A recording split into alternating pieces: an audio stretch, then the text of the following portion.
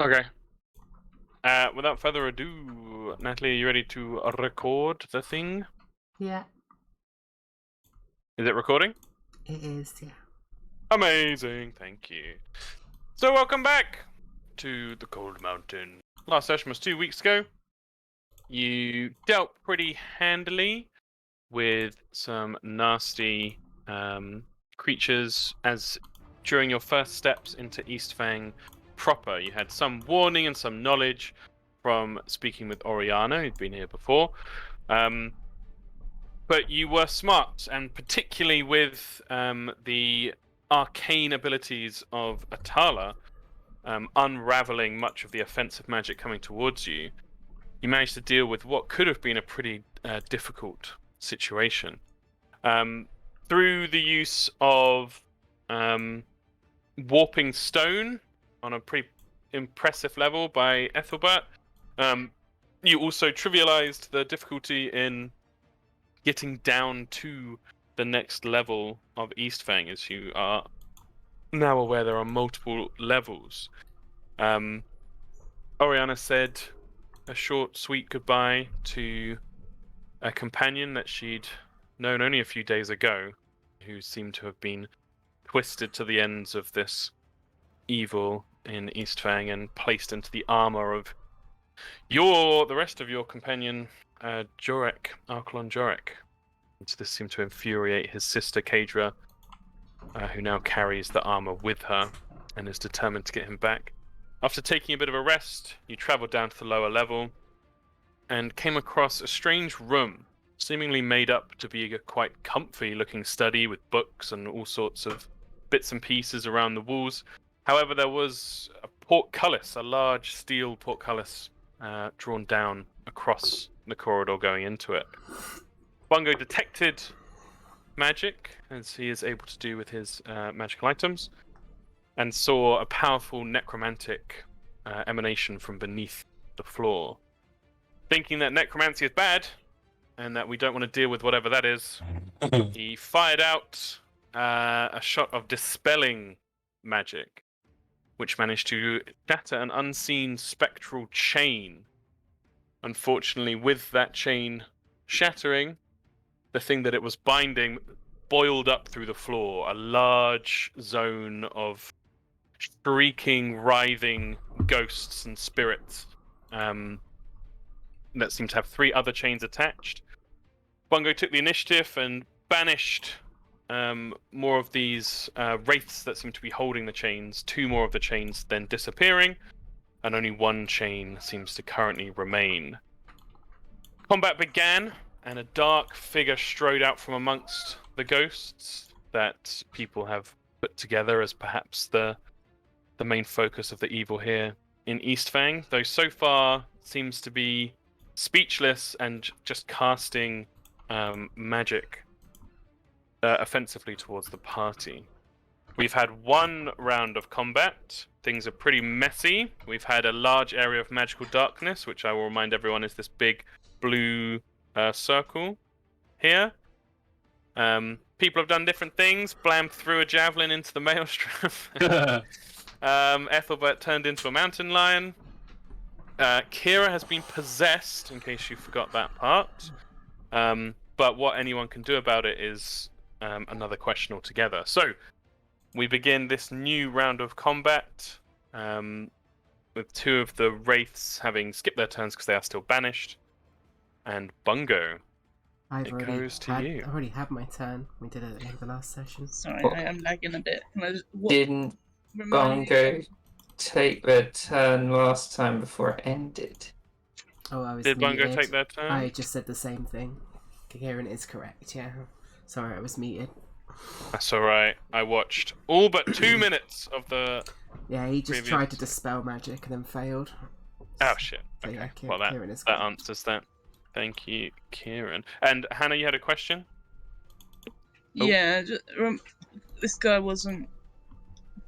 This guy was just had a blank expression, right? Can't remember. You might have Yeah, said it already, you notably, because you countered one of his spells, and there was a flash of serpentine look in your eye, and he had no reaction. And people were trying to figure out what was going on because he also seemed to walk through the steel portcullis. Mm. Okay. Yeah. Anya, you had your hand up. What's going on?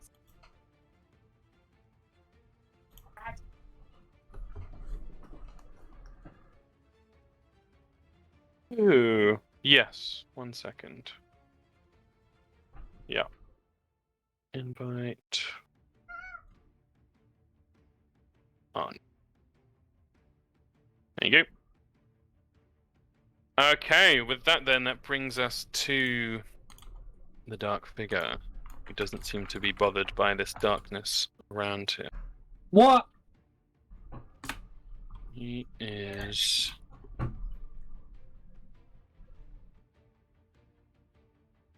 Regain legendary actions. Didn't use all of them, but that's fine. Anya's third Discord account has arrived. He is going to cast a spell at you. Do grey. Yeah, Wait. we'll do grey. What can see through darkness then? You could do a knowledge check of some kind, religion or nature. Would Oriana be able to see through it? No. No, because it's The magical. a magical thing. Mhm. Okay. No. I'll try religion, I guess. Go ahead. That is free. It sounded like pretty much nothing, but maybe there's something I don't know. 15's not bad.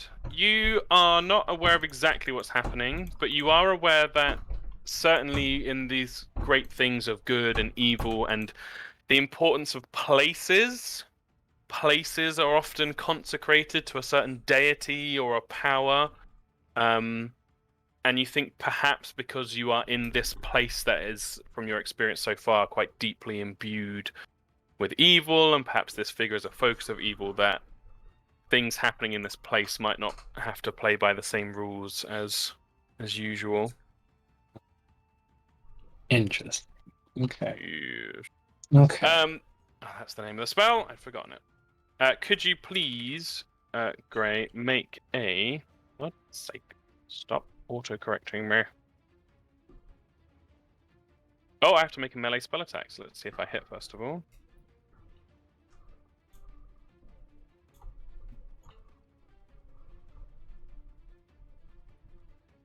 Oh, that's not good. 15? Trying to remember, didn't something go down last time? I had to put Your something down, dexterity got reduced. which would lower my AC, wouldn't it? Yes. My AC is now 15. Oh, then it does hit you. Yeah, I was looking, I was like, wait, what? Why is it so low now? Okay, you are poisoned. Ruby. That on you there. As you feel this frigid cold touch a light on your collarbone, and from the touch just this emanated feeling of sickness and disease. Did any damage come with that? Focus not choose no damage whatsoever. Concentrations are only broken with damage, is that right? That's correct, yeah. Okay, cool. He is going to stay where he is. Kira, who is possessed. She can't see much because of the darkness. She's just going to take a shot at Kadra. And she misses. This wraith is banished. Yeah, it's those banished. Atala, your turn. Oh shit. I didn't realise I was coming back so quick. Can't see shit in the dark. Yep. It's very dark. Um, Very, very dark. But you could step out of it. You're aware of the direction to go. 'Cause you're on the edge step of it. back out of it, yeah. Yep.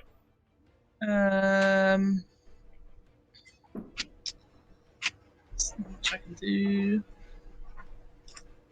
Can I see this ghost thing, or is that in the all completely in the dark as well? It is currently in the dark. Yeah, the magical dark. You just see a big sphere of black, pure black. Shit.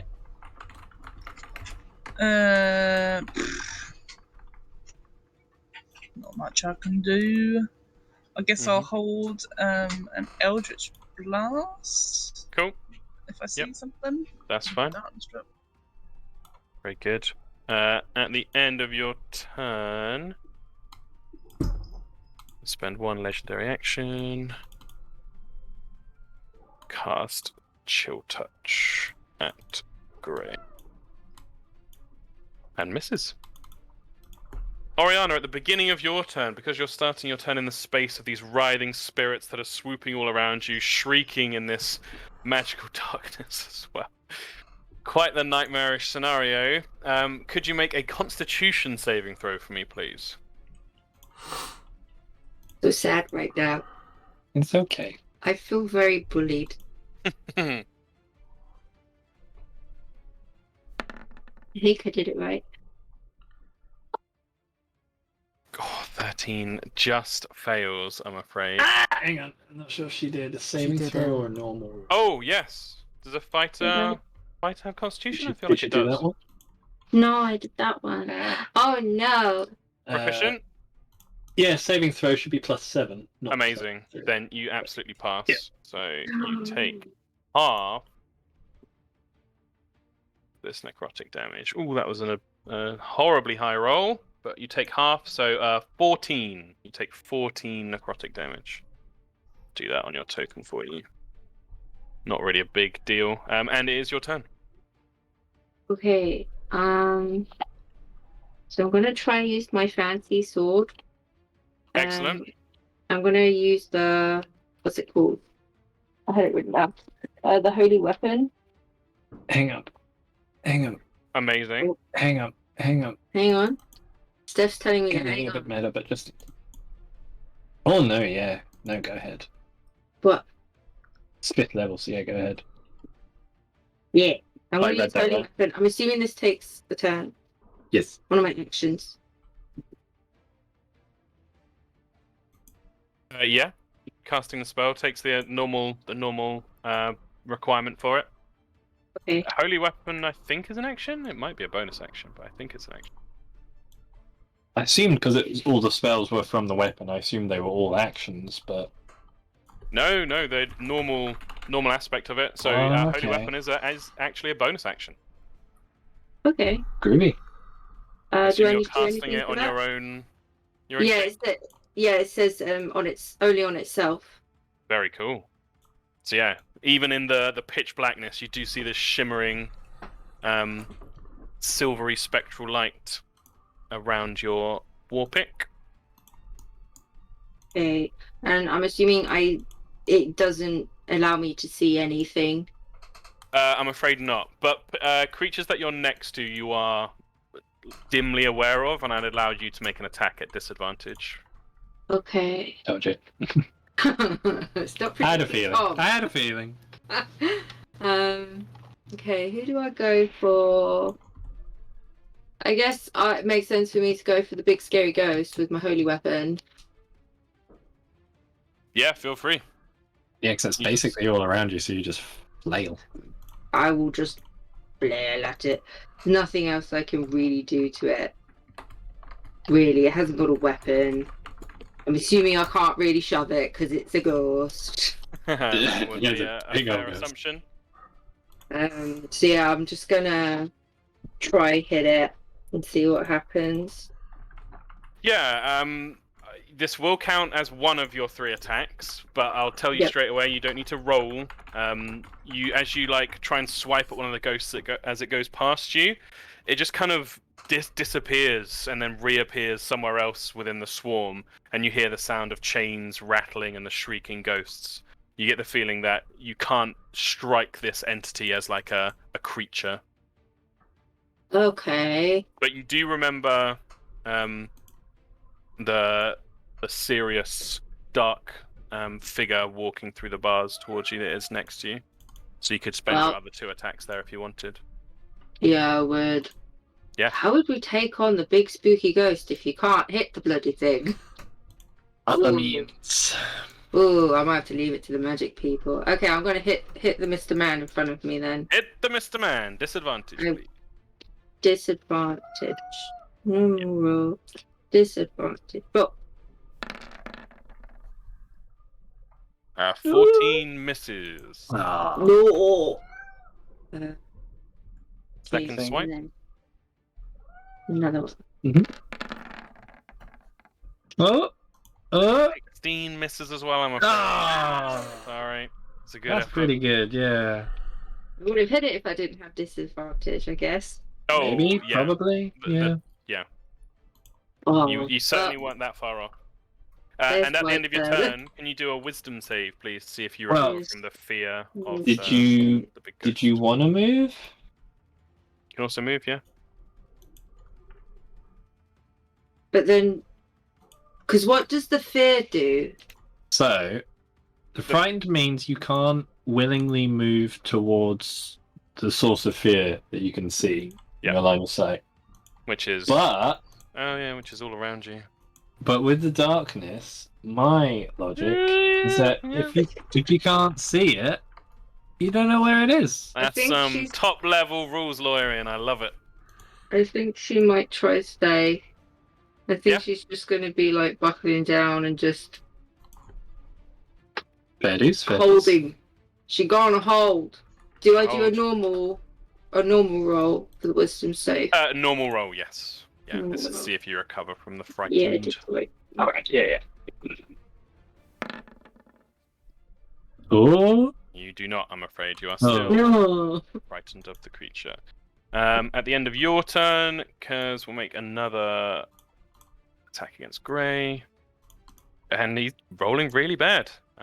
Fails us again.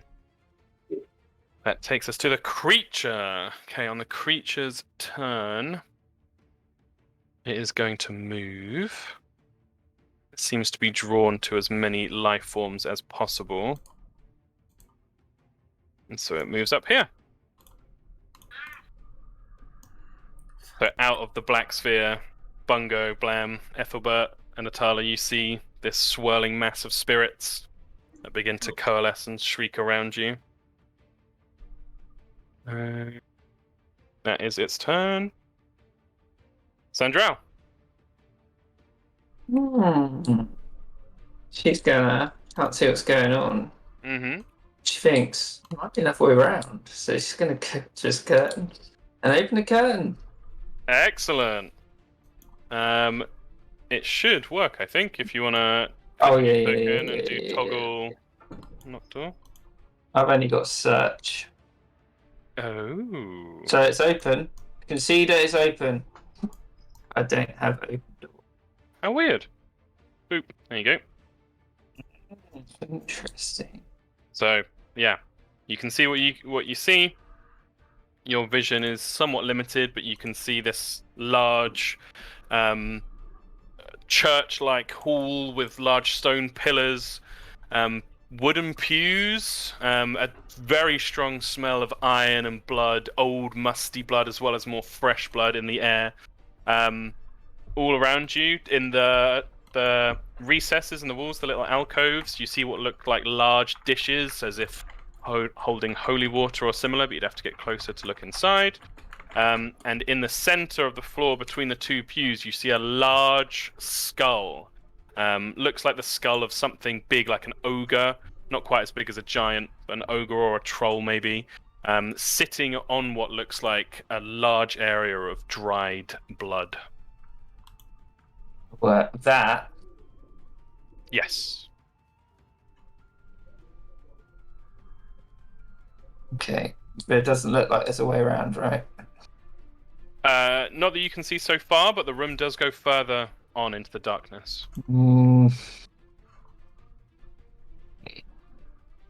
Not go any further. Sandral's passive perception's pretty sharp as well. You would hear a faint dripping sound coming from further into the room. Doesn't seem useful. Can she hear what's going on in this cluster? There are a lot of sounds. There are shrieks. There are people calling out, grunts of exertions. People are attacking with weapons. If anyone wants to talk, that's absolutely fine. You're not limited to your turn to do that as long as it doesn't go on too long. If people are calling things out, but yeah, the constant sound is the sound of shrieking spirits. Doesn't know it's magical either, does she? Not necessarily. You could do a check if you wanted. Yeah. She'll do a check. Yeah. Investigation or perception? Either's fine. Yeah. Tom, Yes. with my Oh, held Eldritch Blast. Yeah. Did Bongo say anything about the chain? Can we see it? He did. He has called out multiple times about destroying the chain. And funnily enough, from where Atala is, she actually would be able to see a spectral chain coming sort of...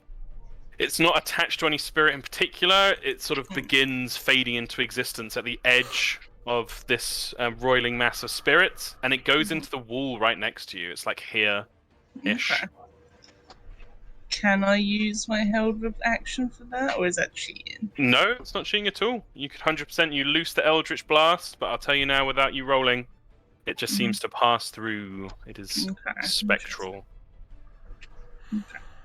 That perception roll, very, very sharp, Sandral. You notice that it isn't quite perfect pitch black.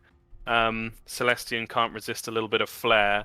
And as such, there are occasionally slight twinkles, even the barest glimmer of like a connecting line between two stars for a constellation on the edge of the black, and you think this has been cast by Grey in his connection with Celestian. It's just going to be like, Greg, we can't see anything! Gotta drop a spell! You can respond, Grey, if you want to. You can drop concentration at any time if you want to. yeah, he probably would. But this thing's unstoppable, man! He's not Shaggy or something. Oh, jeez, Scoob! Zoinks! Is he dropping it, or is he keeping it?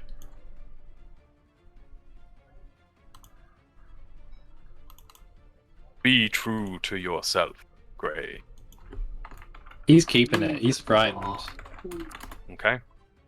Anything from you, Sandral? Dodging? Firing in randomly? Do a little dance? She doesn't even know the Little ghost. Doesn't even know the ghosts are there.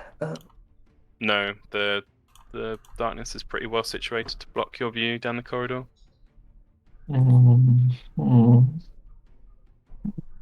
What? Let's do something stupid. Gonna get there. Oh! Sorry. Can I have one more wisdom save from Oriana? You get advantage on this because of Kadra cast Beacon of Hope last Ooh. session. Okay. Forgot about Advantage roll for wisdom. that. A normal roll because you've already done one of them. Oh. Normal roll. I did wonder why I had the little bless symbol on me. Yeah. Yeah. No.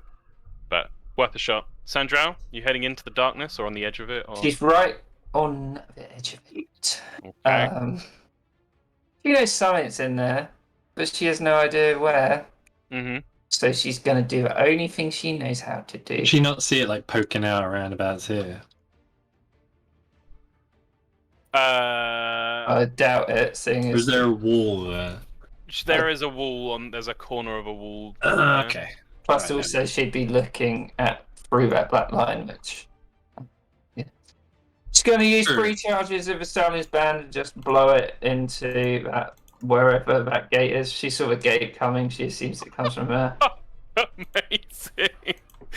Yeah. Make a spell attack. Yeah. Sure. Does it specify who it hits? I don't actually can't aim for anyone. So Is she aiming high, or is she just like pointing it forward where she remembers the gate being? where and the just gate firing was. it? Okay. I'm gonna say anything 11 or above, it just hits the gate. This is on a d20. And then Oriana's like in the front. 1 to 5 is Oriana. Being so funny. By your teammates, yeah. Shot with the javelin. 6, 7, 8 is Kaz, and 9, 10 is Grey. Roll a d20, just a flat d20 for me, please. Well, sorry about this. Does the spell definitely not specify, like, oh, enemies or whatever? Hit the gate. No, 11 to 20 was the gate. One is Oriana. So how much damage does it do? Let me roll it. How did you guys survive the first campaign? Jesus Christ. Because of me. Yeah. Fungo healing. With great aplomb. And That's how they did Blam it. tanking everything. Should have dropped the thing, shouldn't you? No, Also, Kieran was a Lodius who's a bit smarter than Sandrell. Okay, 23. sorry, it shouldn't be. It should be 1 more d10. 10. There you go. 27. 20. Anything you could do to break the damage, halve the damage? Oh, With you a just hit. maneuver or Oh, something? wait. You rolled a 17 wait. on the spell attack. So it targets Oriana, but it like deflects off your arm. You feel like a sense of something coming, Oriana, and you manage to bring up the pick and like smash aside a very confusing sight, which is like this golden horse like charging through as if to riding into battle, and you deflect it and it dissipates into nothingness. And Sandrell, you notably do not hear the clanging smash of a gate ripped off its fitting. Just the smashing of a horse's face. Exactly. He's just gonna be like, you can drop the darkness, Grey. I can't do it. And, yeah, that's it. Very good. Kaz will use his last legendary action and rolls badly again. He's rolled a 3, a 4, a 2, and a 6. Getting lucky. Yes. So, Atala, next to you, and you see the chain moving as this is happening. Mm. A wraith appears Shit. behind you. It's gonna make a single attack against you. I rolled a natural 2. So it misses as well. By watching the chain, you're ready for it as this horrible, wizened, spectral hand grasps towards you and you duck out of the way. Great! Can you It is your remind me turn? something, Tom? Yeah, go right ahead. When I banished the race, it made the chains disappear, didn't it? It did, yeah. Okay. Thank you. That's alright. I will be specific because you were able to see this completely at the time. Whereas when you dispelled magic, the chain shattered. But when I banished, it didn't. They didn't shatter, but they did seem to disappear with the wraiths like being banished as well. Yeah, So, okay. yeah. Draw. That's cool. Gray, to start your turn, you are on the edge of this large spirit swarming torment. Still, please. So, could you make a Constitution saving throw?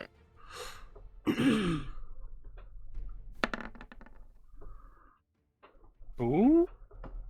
Oh. You're 1 off, I'm afraid. What? That does, however, give me an opportunity to do the thing. If you click on your token, My token, yes. can you see in the top left there's little buttons? Like red, green, blue. No, in the top left of the Roll20 screen, there should be little buttons. you can press. Yes, I see a Does- button. Yeah. Does one of them say Drained Soul? No, I can only see one. Oh, that's Yeah, I annoying. need to Have you- search you doors ticked or it? windows. I've got have- search doors and windows. Have you That's it. ticked the box in the macro, Tom? To make it. Let's have a Player triple action. check. It says Show as Token Action. Oh yeah, yes. Yeah, Oh, visible to there you players. There we go. All players. Can you see it now? Yeah. Yes, I might can. do that for the doors as well. Yes, I So do. you want me to push that button? Huh? Yeah, I made a macro. Press the button. Yeah. Oh, there we go. Says Gray feels their very essence being drained Oh, away. I like that. And you rolled on the table and you rolled hit dice, so you actually don't lose any more attributes. But you Cool. need to get rid of 4 of your hit dice, please. Oh, okay. Sure. Yes. Okay. Did you have? You have more than 4 remaining, yeah. Yeah. No, I don't think I'd used any in a long time, so they're all there. Still. Amazing. So yeah, just 4 hit dice Yeah. are gone. Okay. But you do take the full amount of this necrotic damage. Oh, it's a bit of a lower roll this time. 18. So I'll do that on your roll 20 token. This all happened on my turn or just At the before my start, turn? at the start of your turn, because you're starting your turn in the space of the torment. Okay, so if I were to use Uncanny Dodge, I wouldn't have it after my turn, would I? Correct. Yeah. I Yeah. would do it that way. Yeah. Yeah. Okay. Cool. Thank you. Thanks for that. You're welcome. So one thing I'm trying to remember, Mm-hmm. I've got a feeling I casted the darkness on something. Con save for the darkness as well. Oh yeah. No. Oh yeah, you took Good some damage. Yeah, yeah. Let's see. This may not even matter. Nope. Nope. Thank Okay. fuck for that. That answers that question. I can see. The darkness comes Well, so down. can I. Right. So what was it? Ability checks and attack rolls, wasn't it? It's frightened, and I can't Yeah. move towards it. Correct. But running like parallel to it isn't technically towards it, is it? Correct. So if I, Yeah. yeah. So Through Oriana's space, no problem. yeah. Yeah, he's freaking out now. So let's go. Bonus action disengage. Got it. And yeah, he's just gonna slip past Oriana. Yep. Kind of give her a look of like, I'm sorry. I don't have to run far away, so he'll probably just get side by side with Sandral. Mm-hmm. And just quickly say, I'm sorry, I had to. It didn't. Frightened doesn't say anything that I can't. No. So, Yeah. I'll try and take a shot. The Cool. big, massive spookies. Mm-hmm.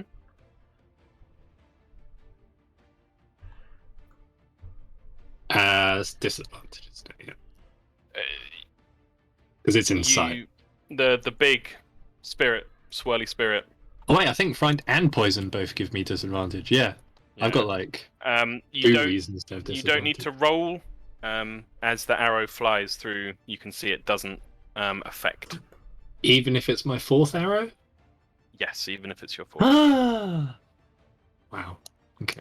This thing seems immune to being damaged in a traditional sense. Damn. Yeah, that's all she wrote.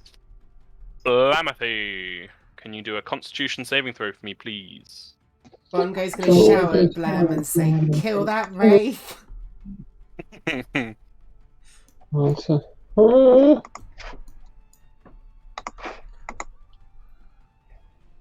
Let's see the con save. Can we see inside this writhing mess? You can. They're constantly moving, so you see like between them and such. Okay. Oh, and Gray, actually, I need another con save and a wisdom save. Wisdom save for the frightened condition and con save for the spell that was cast on you. Saves aren't affected by. And your wisdom save is made with advantage because of Beacon of Hope. Okay, cool. Right, let's do wisdom quick. And then what was the other one? Con. You are still frightened. And you have failed one of your checks. Cool. That's all. Blam, the con save, please. Oh, it was an 8. An 8. Yeah. An 8 is a failure. Can you click on your token, and in the top left of the screen, can you press the Drain Soul button? Ooh. Your charisma is reduced by 2 if you can do that on your character sheet. It's impossible. Flam Wolfhorn looks a little less incredible If right he now. puts the executioner's hood on, does it go back up to 20? Maybe. And then you take the full amount of damage. This is all because you're starting your turn in the spirit space. 23, which I will do for you. Cool. That's everything. Your turn. Well, I don't know. Well, Bungo has pointed at the spooky thing in the corner and said, "Kill that." Please. You want to? You also haven't raged yet. If you wanted to rage.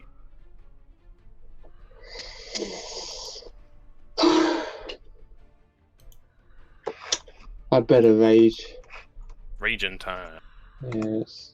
Take the box. Rage. Rage. Let's go over here and let's axe it.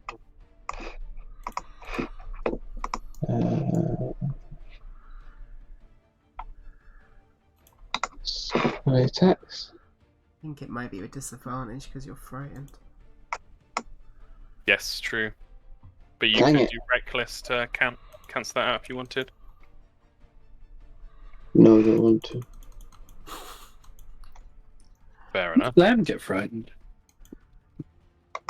Yep. Yeah. Does Barbarian get rid of the frightened when they rage? That's Was that something only Berserker. Berserker or Fury, Oh, whatever they're okay. called. I got an 11 to hit. An 11 does not hit. Dang it. Try again. Yep.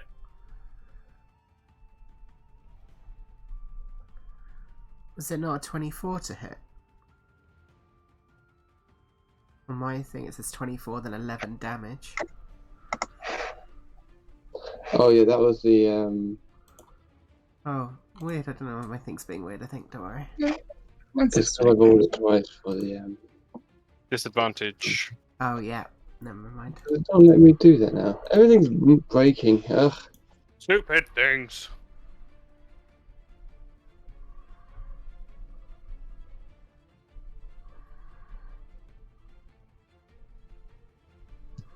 $20. 20 hits. Hey. How much damage? 7. Non-magical attacks. This is not good rolls. We're plus your rage, so that becomes. Cool. Yeah, your second attack, you do see it has damaged the wraith, and the chain kind of shudders and shimmers. At the end of your turn, wisdom save with advantage, please. See if you can get rid of this frightened effect.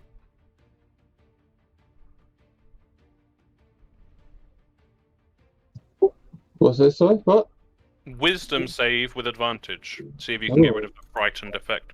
So you're a scared baby. Yep. I'm not though. Oh, big boy. Scared big boy.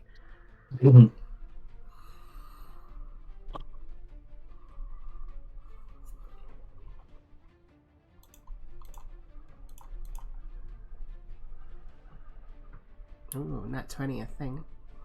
Oh no. Why does it come up green? It's so weird. How'd we do? 17.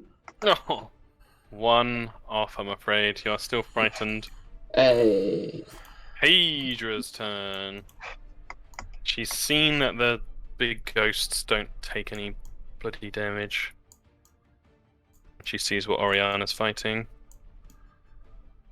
So she's gonna go 10, 15, 20. And she is gonna go to town because she's angry.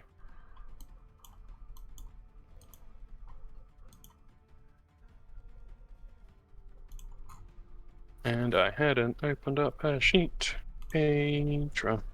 Anything happened to her the moment she enters the ghostly masses? No, you do notice that it seems like you can pass through moving. It's if you stay there or start your turn there. Cha. Cha. 2 strikes from Kadra.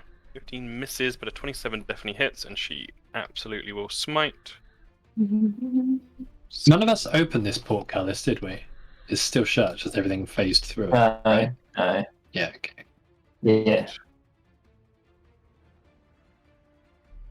17 plus 2. Jesus Christ.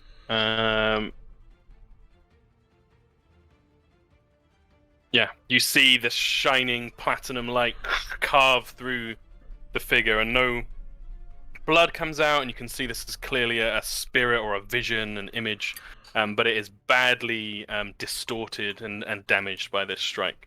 That is Kaedra's turn, though. Beacon of Hope ticks down. Mountain Lion Ethelbert, what are you going to do? Wow. Oh, you're starting your turn there. So, can you please No, I'm afraid I can't. do a Constitution saving throw, please? Also, I've cooked a whole dinner in the time it's taken me to have a turn. That's Incredible. true. Wait, what am I doing, sorry? Constitution saving throw. Con save. It's not Use the working. As the lion, I suppose. Well, I only know how to do it as myself. So. Just roll a d20 plus 1. Oh. Because you take on the physical attributes. But I just rolled of a the really thing. good one. Well, take the same roll, but make it a plus 1 instead of whatever 19. your. Excellent. So you There you go. pass. Woo! And then he is going to use his action to cast 9 out of the lion. Charm Monster. Can lions Can't cast have one. those? No. Mm. Oh, but he's not really a lion. Yeah. Just got cat ears. 15, 8. Cat girl, Ethelbert. Yep. So yeah, you can't do that. You can do some lion stuff though. You can do a running leap, a bite, or a claw, or a pounce. I'm just suddenly regretting this. So plus 5 to hit. far too much fun when I was in my whatever is it dwarf form. You also can't talk as Yeah, you all hear. No, I know. I'm just saying for the benefit of the tape, Your Honour. I'm just stating I had way more fun when I could actually do shit rather than just being like, You turned into the mountain lion. I didn't know it meant that I couldn't do any cool shit. I wanted to be a magical lion. no moon druid for Anya. Noted. Where are you going? What are you clawing? Which bad thing? You've seen from the other people trying that you can't attack this thing that you're stood on. Attack Doesn't work. this! I'm shouting it! Fuck But me! you could attack the I'm wraith just in been the yelling corner. out shit. Yeah. Okay, so you'll move there. Roll a d20 and add 5 to it. Oh god! To be fair, the mountain lion was cooking dinner. No, it's not that. It's not that. It's just I'm imagining it in the real like situation of everyone just panicking and Bungo just pointing at the wraith like, get it! Yeah. Like a little angry red Yeah. sign. Oh, This no, giant 24 lion hits. looking at itself like, I can't do anything. Why did I do this? Roll a d6 and add 3. Big deeps. Oh! 8. 8 damage. Your non-magical attacks do not seem quite as effective against the creature. But I don't mean to alarm you, but I think I'm about to choke to death on some cheese. you died in the greatest way. Is that the end of your turn, Ethelbert? Yes, it is the end of your turn. Am I allowed to do anything else? Yeah, you can run around. No? I gave you your super sweet options. You could have done a pounce. Well, no, but am I only allowed to do the one thing? So that was your action. You have a bonus action, but What's I don't my- think there's anything you can do with it. Well, I guess that's my turn then, isn't it? Yeah, I guess so. That was worth waiting for. Bungo, it's your turn. What have I got to do? Con save. On save. Is it against being frightened? It's not, but you pass anyway. Cool. Very nice. So you only Um, take half, which will be. Wow, very low roll. Only 6 damage to you.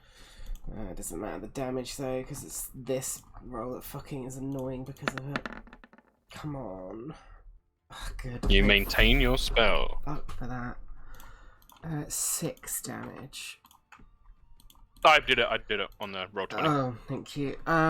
Fucking guiding bolt this shit with 3rd level. Roll a spell attack. Where is it? I actually forgot that thing was even there. Yeah, thanks. Shouting at every fucking... Die!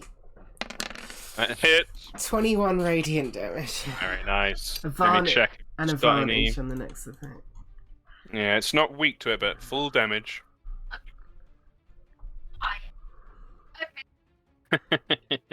An advantage on the next hit against it. To bomb. Fuck it, why not? Anything else from you, Bungo? You want to move out of the space? Yeah, I'm moving there. Go. Because it's turn. It's the legendary actions back. Maybe I should have just dispelled magic, but whatever. Let's kill it. Oriana. Hello. Oh wait, no, I need to do the attack first. Yeah, the 31 hit you. Ho, ho, ho. Is that my armor class? Mm-hmm. Yeah, It does. It does. Yeah. Can you do a con save for me, please? Con save. Con save. I will do the right one this time. Normal roll? Mm-hmm. Normal roll. Oh. Very nice. You managed to shrug off as this hand is laid on you. No damage is done, but you feel this sickness starting to emanate, and you, with force of will, push it back. You also, if you like, can take an attack opportunity because this figure is going to walk. Oh yes. I would through like the to bars. take an attack of opportunity. Go ahead. So will Kadra.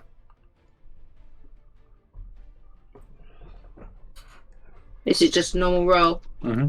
Normal roll. Kadra hits. Smite. Oh, you hit as well. And because you're doing spirit weapon. Oh my god, yeah, extra holy weapon damage. Sorry, I was nosing around at something. Kadra's smiting as well. This could be it. Is it 2d8, right? Weapon. You pressed the button. 4. 30 total. How much was your extra?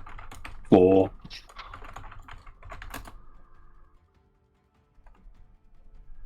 Should have been. Oh, yeah. Ah! As it steps away, starting to go through the bars, almost in unison, you and Kadra strike down, both with this holy energy infused, and it just rips holes in this spirit, and the spirit staggers as it goes through the bars, and slowly turns around towards you, and you see this, this handsome jawline, this dark figure, the face, the mouth curled up in a grimace and a sneer as it looks towards you, and hatred full in its eyes. And as it sort of like strips away some of the trappings of itself, its image changes slightly to this more bare, haggard, milky-eyed figure, still with the same clothes, but without the handsome form. Just so you can see it without the cross. Okay. Before it disappears. Nice. Very nice. Feel the thing. Kira. Still possessed. She is very simply just going to attack the closest bow, which is Oriana. Her bow. And she misses. Banished. Atala. Your turn. Oh, con save, please. Yeah. Beginning your turn there.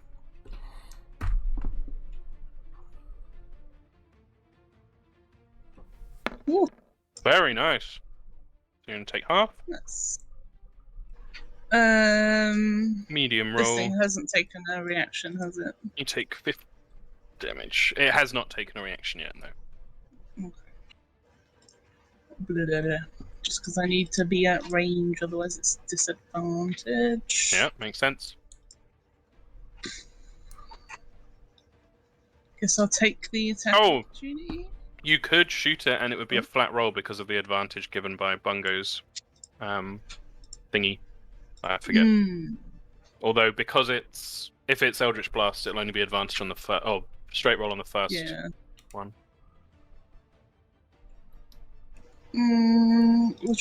How is it? Is it like flickering or anything? Can we tell? Yeah, annoyingly, the aura things aren't working on this one. It is not flickering. It's looking pretty strong still. Okay. She will step back then. Get advantage. Nope. It will swipe. Nope. Does a 15 hit you? It does. For some damage. You need to make a con save, please. Wow, it rolled quite well. 26 damage. Fail. And your max hit points decrease by 26. Okay, that's the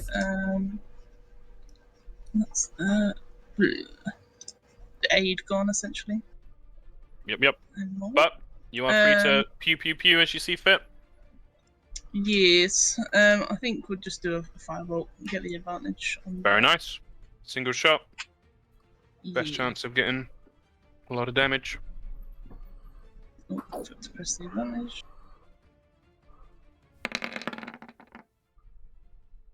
Natural 1 on the first. 24 on the 24. 24 will hit. Nice. Roll that damage.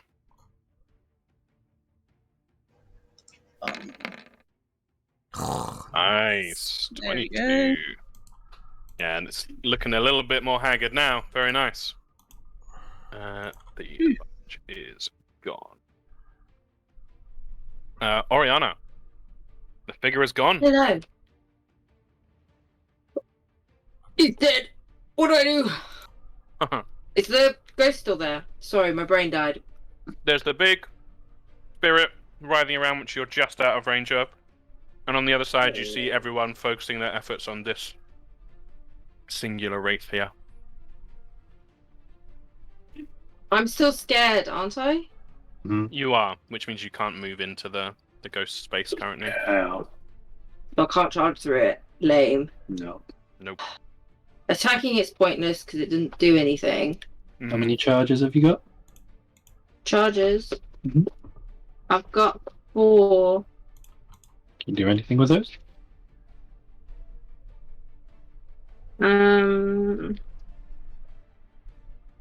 I can cure wounds. That's about it.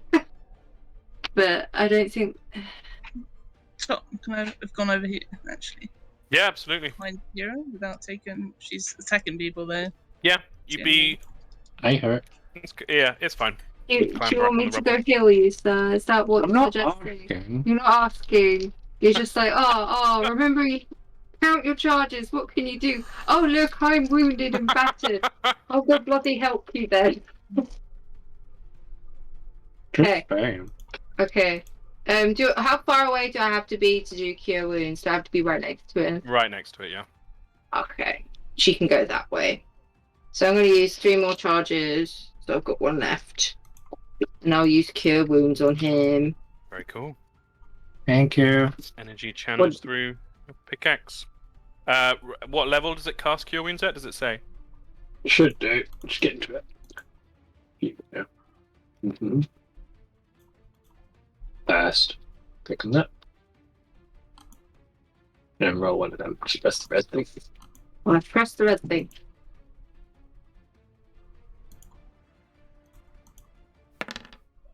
There's no, I'll say a +3 modifier. So 6.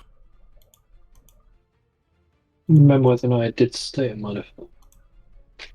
It might not have done. I know, it's just saving throws. Cool. Thank you, I've Oriana. slapped a tiny plaster upon your gaping wound. Pretty much. Oriana, don't heal. I think that's Creature. literally all she can do. She cannot do anything else.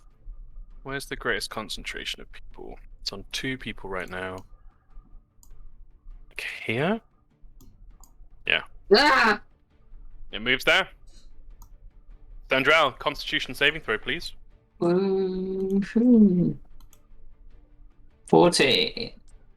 That is a fail. Can you click on your token and press Drain Soul? Yes. Oh, Oh, no. shit. Your dexterity decreases by 2, Oh, damn. and you take the full amount 5d8 necrotic damage, which is not that high, 20. I'll do it on your token. It's your turn. Okay, Oh, Oriana, at the end of your turn, wisdom save, advantage. See if you can Ooh. kick that fear. Advantage. Mm-hmm. Roll. I'm afraid not. Mm. Oh no. Sandra goes rushing through. He's gonna slay his prey, this guy. Hell So yeah. bonus action. Very nice. She's also gonna do the fists that you're talking about, the flaming fists. Oh, that she yeah. did on the bridge. And Fist ignite with flame. she'll do her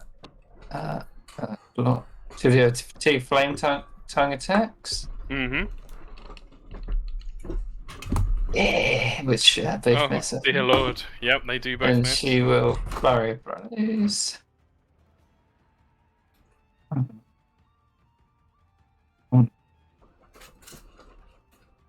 Okay. 19 hits. And 15 hits. Is Slayer's Prey a bonus action, or is it an automatic thing? It's a bonus action. You can't flurry of blows then. Oh shit, yeah. Yeah. Sorry about So no damage, I'm afraid. So 4. No. Well, she gets to do one of them. No, 'cause No. that's a bonus action as well. Oh shit, yeah. Sorry, man. Unlucky rolls. The Wraith. You can make another attack, though, and as can Blam and as can Aethelbert the Mountain Lion, because this Wraith doesn't want to be here anymore. So go ahead and make an attack opportunity, anyone who wishes to do so. Yes.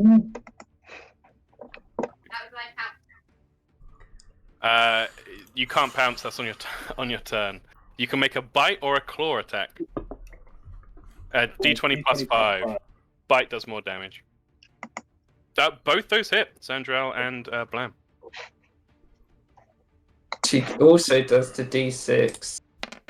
As does the bite attack. 1d8 plus 3, Mountain Oh. Lion. How much was the fire damage, Tom, on the fists? Did I not? Oh, it's probably on there. So 5 from Aethelbert. Mm-hmm. Blam hit for 7 plus his rage, so 10. 2d8. Nice. I can see your blaze. So 24 overall from Central. Ooh! Wow. Especially with Sandrell's strike, as you see it move away through the wall, you tear great rends in this spectral being, and you can see it flickering as it moves away. That is its turn. Take the dodge action.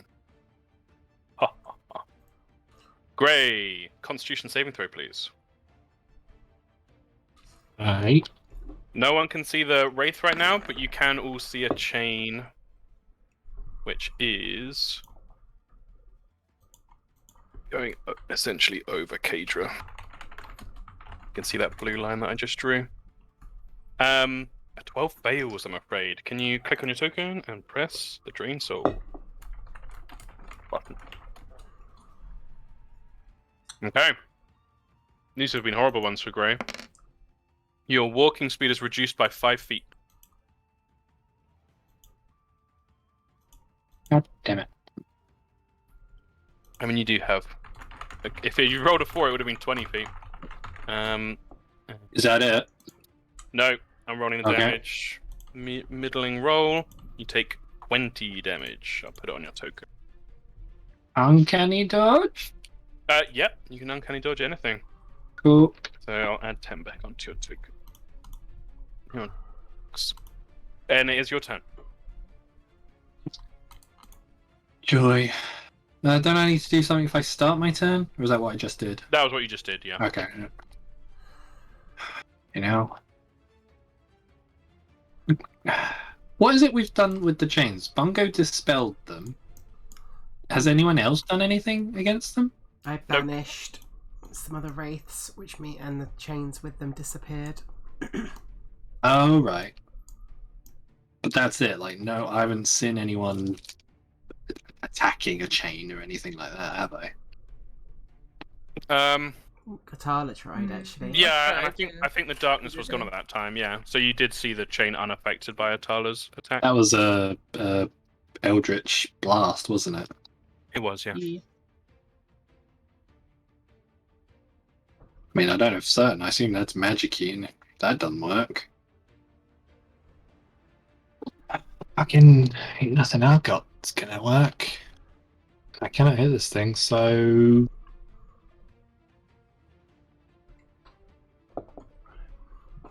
I'm gonna take the dodge Can we- action. Just Okay. can we see where the chain is going from this thing? If you are in vision, which Atala you should be, that blue line that's currently going over Kadra, that's the chain. Okay. It disappears into the wall behind Kadra, but there's a Okay. clear angle pointing into the room. Actually, yeah, do I have enough? Oh, I don't. Never mind. No, that's it. I'll hang here. Okay. Blam! Unless, would you say there's anything to hide? Is this a plain corridor? It's very open, plain, stone-cut corridor, yeah. Yeah, sounds cool. Never mind. In the room behind you, but not where you are right now. Don't quite have enough movement now because, yeah. Excellent. Blam! Yeah, the attacky thing has gone. Yeah. What do? Do some press ups. Could do some Yeah. sweet press ups. Could do some press-ups. Do a dodge. You did see like the chain.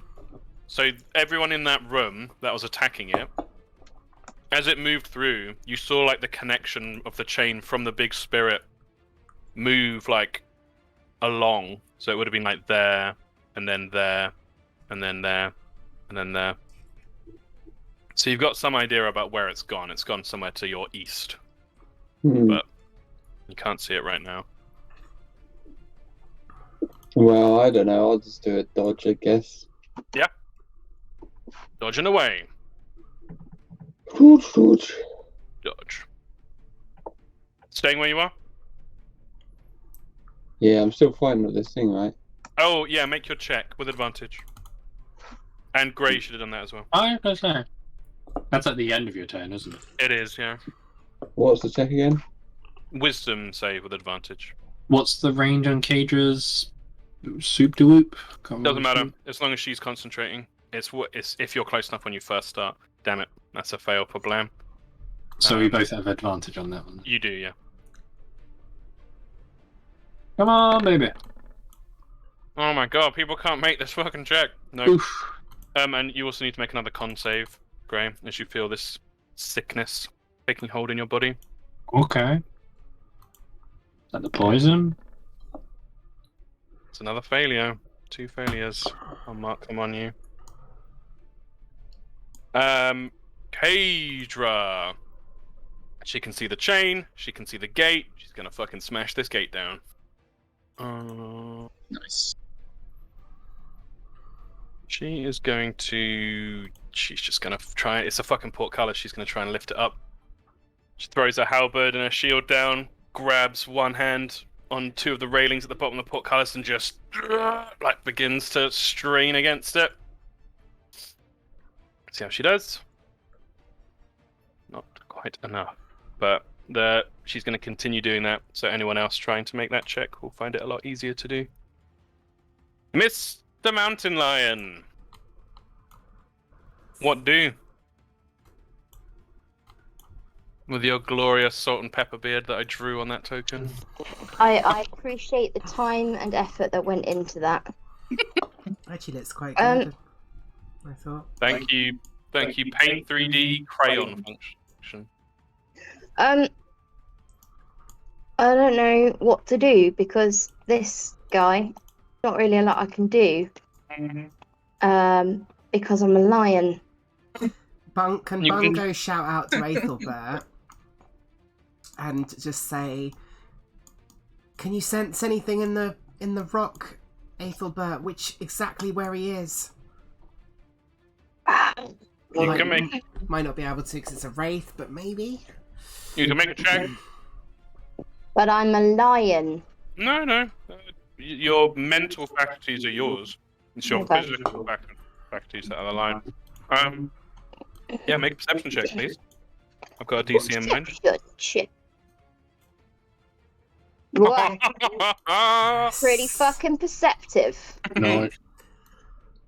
There is no physical contact with the stone, but there is a changing of the temperature in the stone.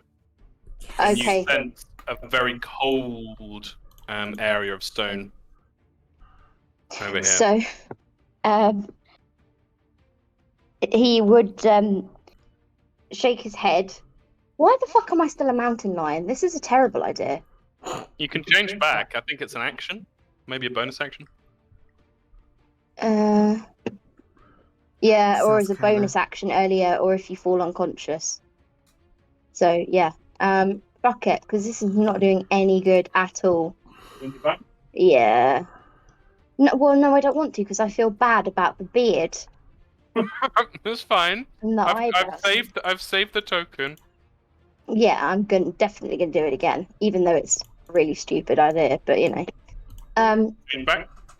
he'd be like, "I can't sense anything, but there's a particularly cold patch in that room over there." Okay, good. Is the perception check my action? No, you still have your action. Fucking A. The question is, what should I do with it?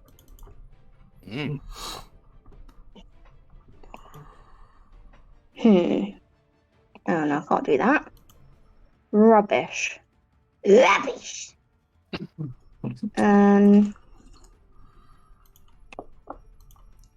I also don't have any spells that won't harm Oriana as well. Damn it. He's had enough of that. She's the big tanky girl. She can take it. You also Unfortunately, you might know regret that that. this spirit thing can't be hurt.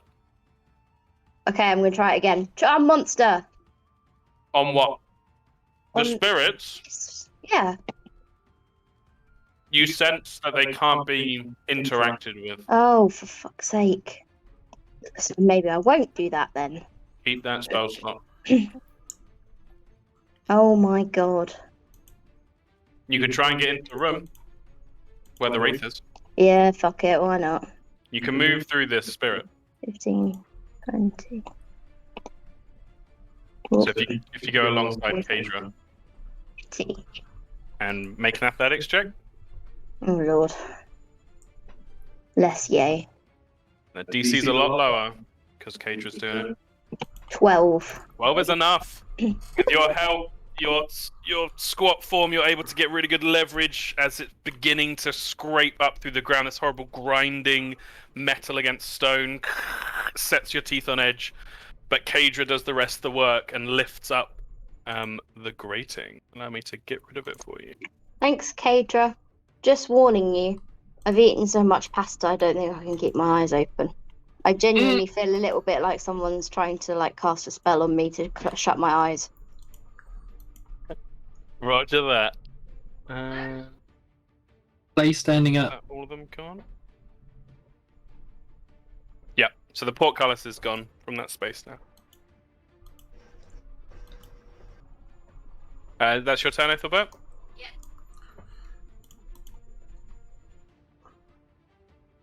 Oh, it's because I've taken you off the bloody thing again. How dare you! You were on 3. Add turn. So Kadra. Is that right? Fuck. It must be right. No, Does let's anyone see. remember what Ethelbert's initiative was? I think it was after Kadra because she tried to lift the That's pretty low. portcullis. Okay. I think he was like 0. Yeah, it must have been Kaja, right? Because she went right before. Yeah. Yeah, we'll Oh, go no. with that. Cool. Those things are still banished, so it is Bungo. The spell magic. Last third On? of the spell slot. On the chain. Can you see it from where you are? I don't need to see it with the spell magic. Oh, very nice. As Go long as ahead I'm and make within your range. roll. It's wisdom, isn't it? Mm-hmm. Come on. Is it basically all you need to know Yes! to know that it's there? Yeah, it just says as long as it's within range, I can just choose a magical effect. Cool. The last chain shatters, and as it does so, the spirits, from their writhing and shrieking, they change direction in unison and all fly immediately upwards through the carved rock ceiling, their voices, rather than a shriek, becoming a whisper of freedom, salvation, as they all fly upwards and are gone. Uh-oh. Did And we do assuming bad? Bungo doesn't randomly decide to drop concentration, No, definitely not. the wraiths do not reappear. Combat is over.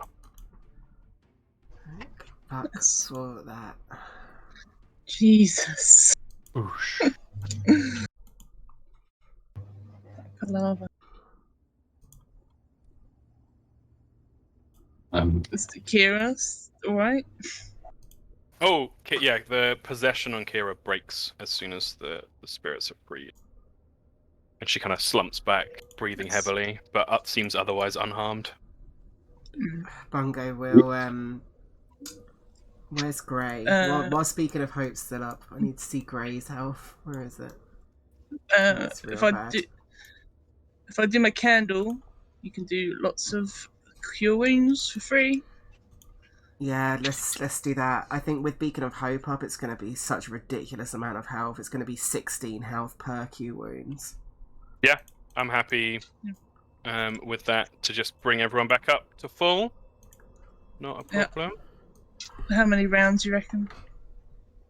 Uh, It'd be 16 times, how many, 10, be 160 health. yeah, just call it a minute. It's fine. A minute? Okay. 1. You'd say that was enough for everyone to be at full.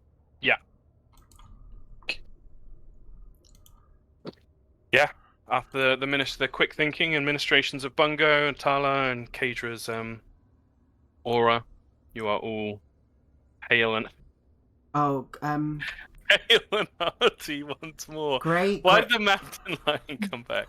Grey's still poisoned, right? So Bungo would go Oh, would go to sorry. him if he hasn't failed it yet. So Grey initiative. It would Bungo took his turn doing the dispel magic, so Grey would get one more roll. Make a Constitution saving throw for me, Grey.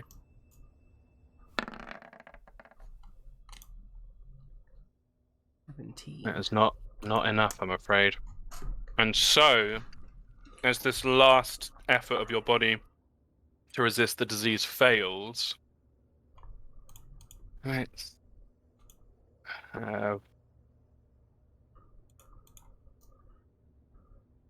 Gray, you feel parts of your flesh beginning to decay on the bone. You see necrosis appearing in different patches across your body. Your skin becomes sallow and saggy on your face, and teeth become loose in your gums. You feel desperate as your body feels like it's rotting alive. Bungo's casting Lesser Restoration to... I can end one disease. And you're or fine. condition, yeah. Okay. Lyra's magic streams out and washes over your body, and it's like almost like a dry erase wipe on a whiteboard.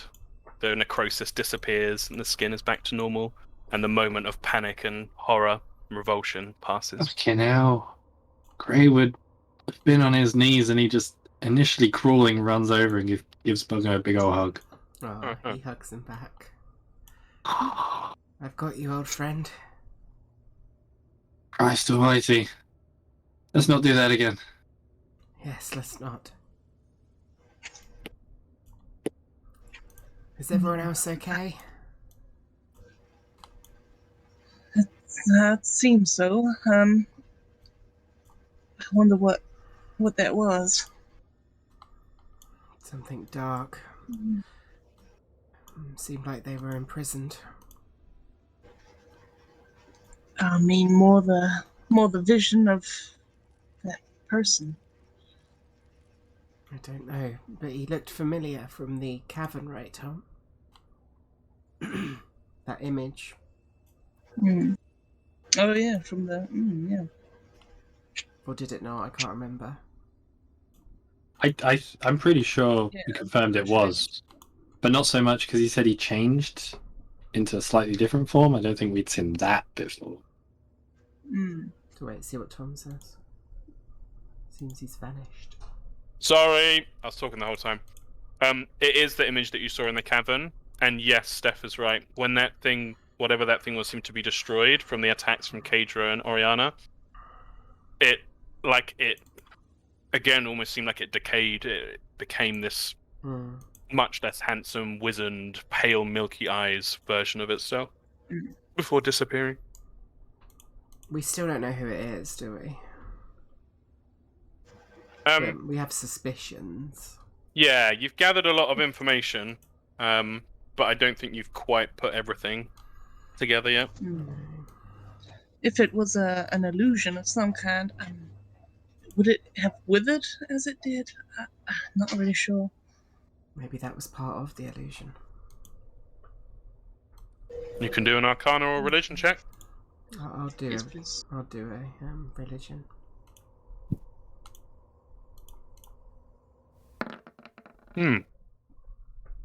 Bungo, whatever this thing is, it seems very different to undead you've heard of before. Yeah.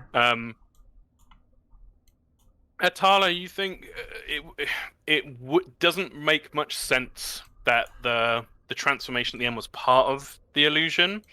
There are high-level illusion spells which allow you to essentially program an illusion, but it's always on like a timer or a certain trigger, not like the number of variables that change in battle. It would be very unlikely. You think it wasn't an illusion, it was something else. Okay.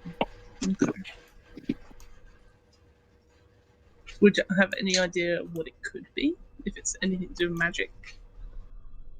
How high did you roll? 18's pretty good. You know of things like projections. People can project themselves into different planes. Arcanists work very hard at trying to place themselves somewhere without having to suffer the consequences of such. Could be something like that, some kind of projection of the body. Okay. Maybe a more powerful form of projection. I can do something similar. It's not nearly as complex as that one seemed to be. Does casting a projection have any similarities to scrying?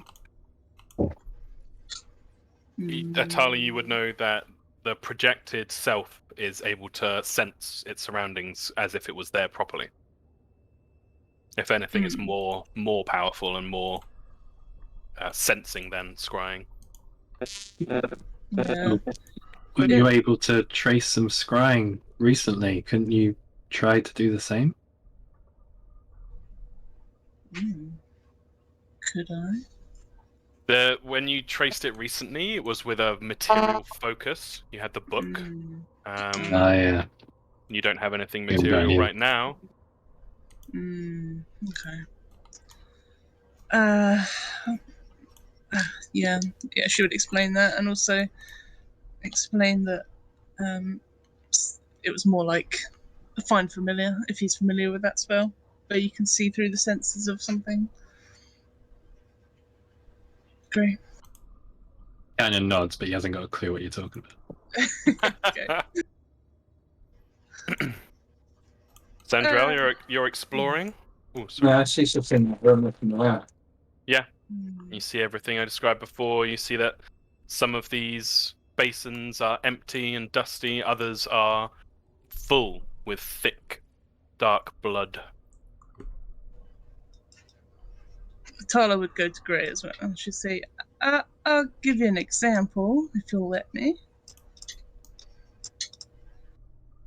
Just puts a hand on him, and she says, if you just walk around the corner, you can tell me what you see, and I'll be able to see it as well.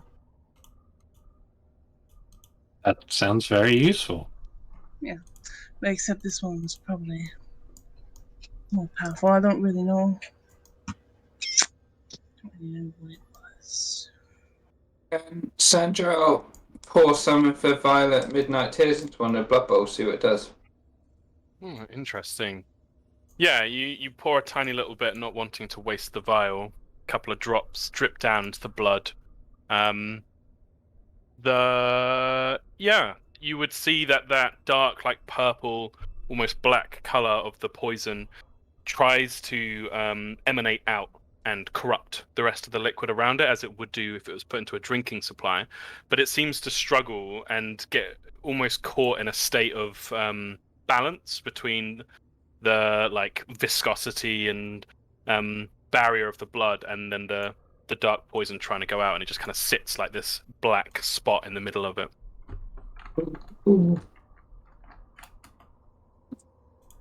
Are these literally 3 giant skulls? Yes. Can I tell maybe what they're the skulls of or from? Yeah, are you going up close to them? No, I'm going to see if I can tell from here. Thank you very much. Do a perception check. Big skull. 21's plenty. Yeah, it looks like the thick skull of an ogre. All 3 of them? Yes. Can Bungo ask Kadra to help him investigate this room? Yeah, absolutely. Oh, I was about to go in as well. Yeah, feel free. I think I did detect magic, right, Tom? I can't remember what I saw in here. You saw a powerful necromantic force seeming to emanate from beneath the floor, but that is where the swarming tormented spirits came from, so I think it was probably that. Within the room, you see a laid out desk, clear of dust, a chair recently sat in and moved slightly. There is a scattering of old bone fragments and bits of a desiccated corpse in the corner, but there is also a well-set shelf of books and a couple of work benches over on the other side with a large basin, some books, and some potion bottles, some vials, some glass bottles with liquid inside. Do they seem magical at all, the potions? From where you're standing, you can see that there are 4... Oh, are you casting Detect Magic again? I'll do it ritually. Okay. Is there anything anyone would be doing in the 10 minutes Bungo's doing his ritual? Yeah, if he's doing it ritually, I'll do... Oh, wait, can I even do it? I can't do it ritually, I have to do it through the wand. Mm-hmm. No, then. So no. Is that a body up there? Yes, Sandrell on a raised podium, maybe 4 or 5 feet off the ground, with a shallow flight of steps coming up like 2 wings from the side of it. There is a stone altar, and you can see the dripping sound is coming from fresh blood dripping off the sides into a smaller basin, seemingly carved from the same kind of stone as the others set in the alcoves in this room. Does the person look alive if they're Person- bleeding? The person doesn't look decayed, but very quickly you can see there is no rising and falling of the chest. It looks like they were recently killed. Maybe we Bray should- calls out, "Don't you go touching anything now." You touched those bars before. Buzz? Points. Over What's there. buzz? I think she meant the there. portcullis. Did I? I don't think I did anything with the portcullis. You didn't, but I think Sandrell's just referring to the hullabaloo that just occurred. Just gonna raise his hands like, oh. Can Bungo- Person looks like they're Sorry. brought here recently. I'm not sure if they're dead or not. You can do a medicine check if you want. Yes. Yeah.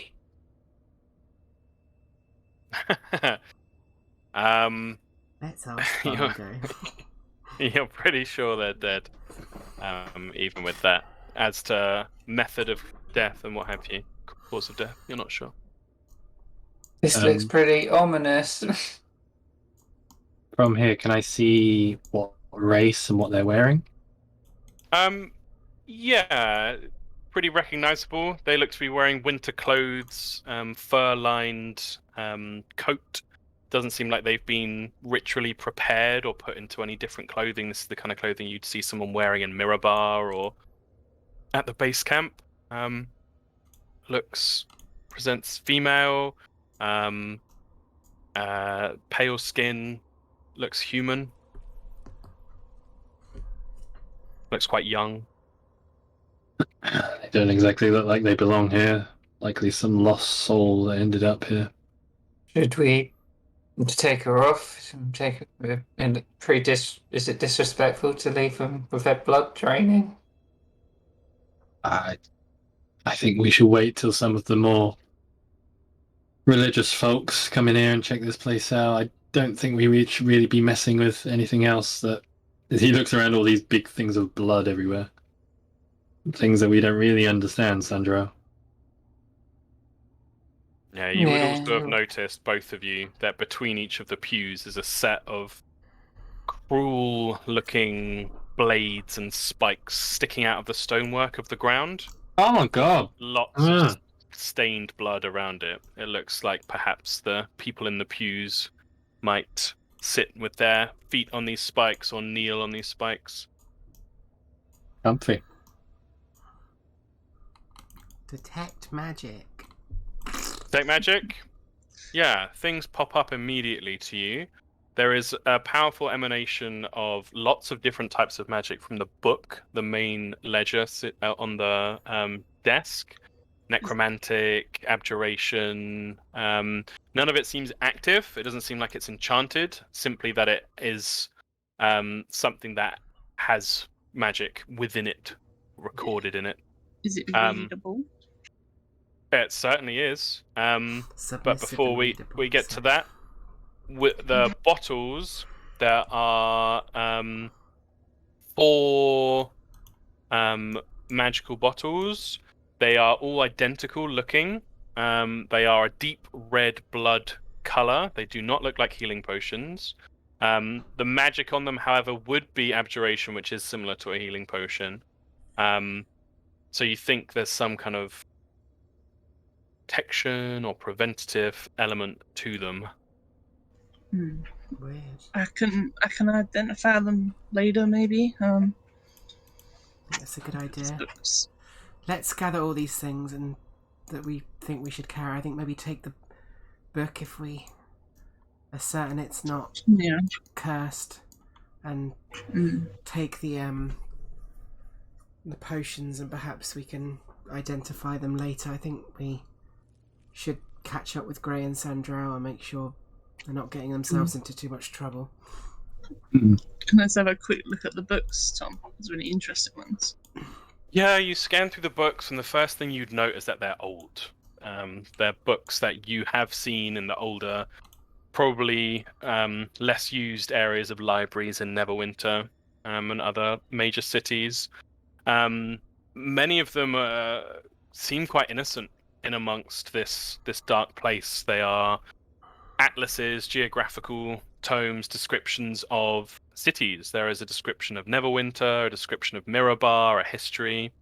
In amongst it, you don't see any, like, the Dark Lord's personal diary or whatever. Like, it's the kind of thing you'd expect in a quite boring section of a local library, really. Yeah. Okay. Can she have a quick sift through, see if there's any, like, pages missing in particular ones? Yeah, of course. Yeah, do an investigation check, please. Meanwhile, Bungo's going to be putting these potions and this book into his bag. Okay. What we get? 20, nice. You look through, and you don't notice any pages missing, but you do notice the occasional scribbling or annotation in some of these books. With a 20, and with Atala's intelligence even reduced as it is, it becomes very clear that there are elements of scheming in this, pointing out weaknesses, potential opportunities. There's a lot of emphasis on populations, you would note as well. Little notes talking about, like, adding things that the books don't have. So in a tome on Neverwinter, it might talk about the different districts, but then there would be a little note on the side saying, this festival will mean that people convene in this district on this date, kind of thing. Okay. Sneaky, basically. Definitely some sneaky scribblings, yeah. And yeah, Bungo, that's fine. You put the potions in your bag, and the book is heavy. It's a very large, crimson-bound ledger. Do you look in it at all, or are you just putting it in the bag? I mean, it's not that he doesn't want to, but I think looking at Kadra next to him, Bungo's feeling kind of... We need to like... What time of day is it? You're not 100% sure. Or, like, you think probably it's been a couple of hours, so it's probably still in the morning. Yeah, I've used like most of my fucking spell slots already. We just need to keep pushing forward, really. I think. I don't think we've got the time to necessarily him to be like looking through this right this second. I think he wants to sort of save it for the next short rest. Okay. Yeah, I can identify that as well and see if it's cursed or anything. I don't know if it is cursed, actually. What is your intelligence score now, Atala? 15. Okay, that's still pretty high.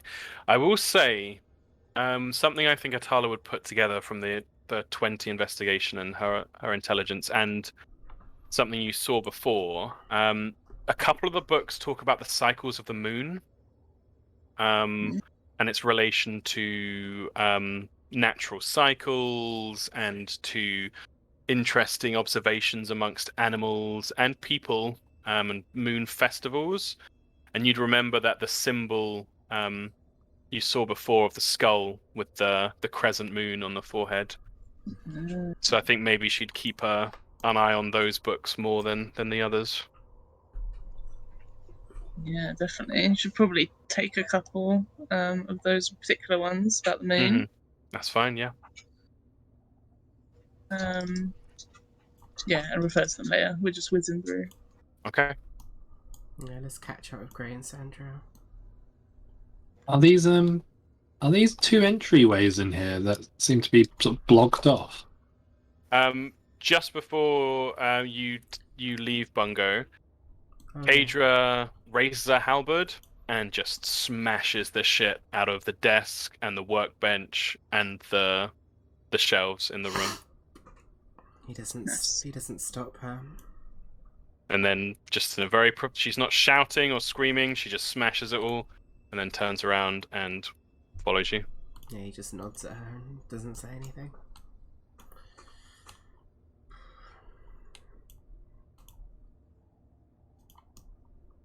Yeah, Okay, Bungo's Gray, dead your central. question. Yes. The ones you're facing right now is a double door, very heavy stone double doors with a metal locking mechanism.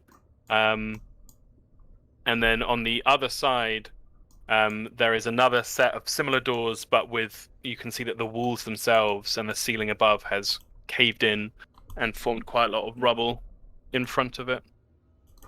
Yeah, he'd probably then, once Bert catches up, just ask him, hey, Bert, do you have it in you to move some of this out of the way? I'm not sure.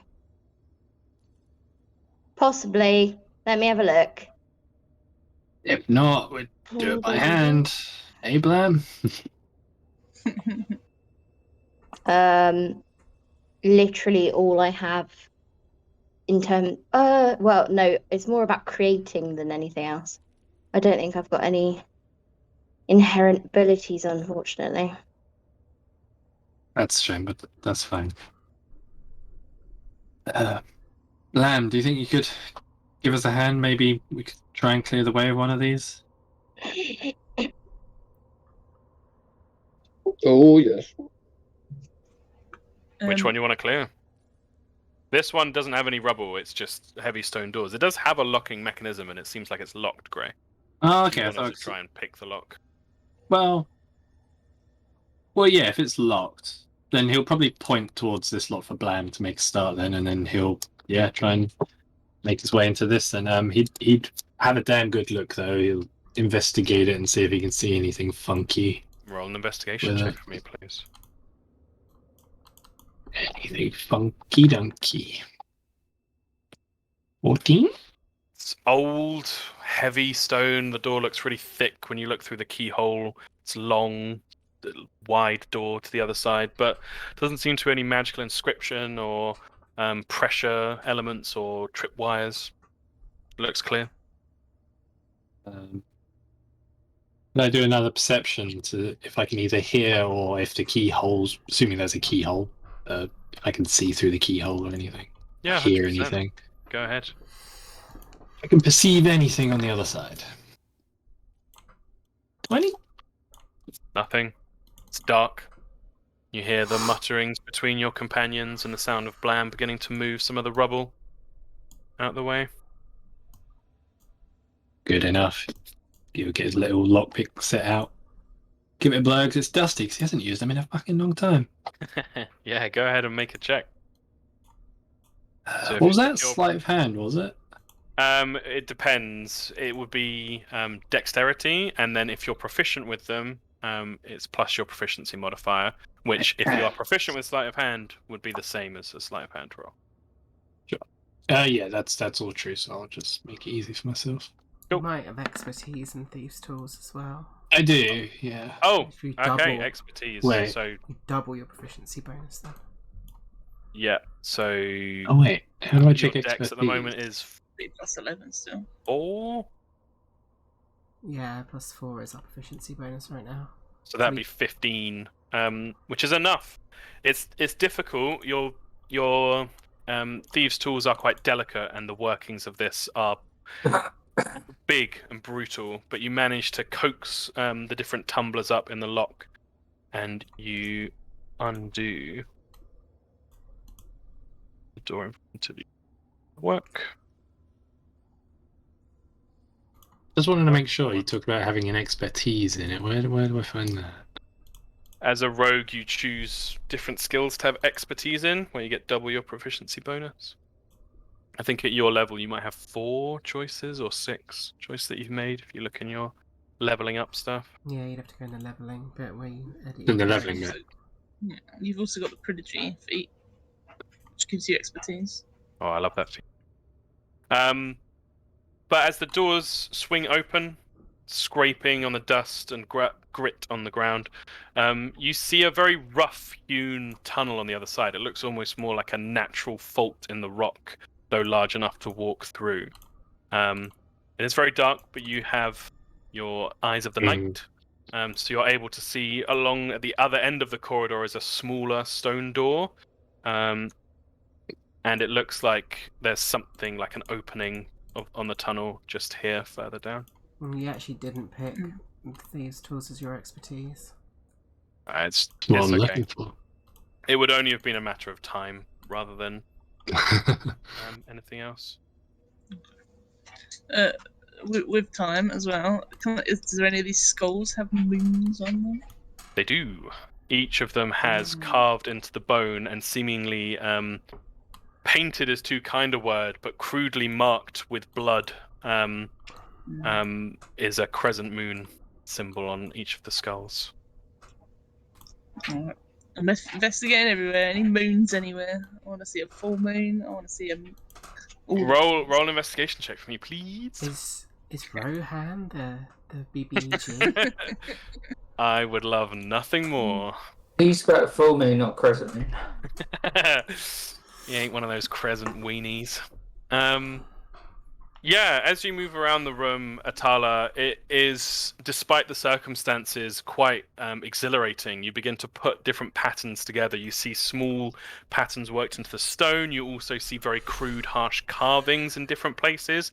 Each one of these basins has a repeating pattern.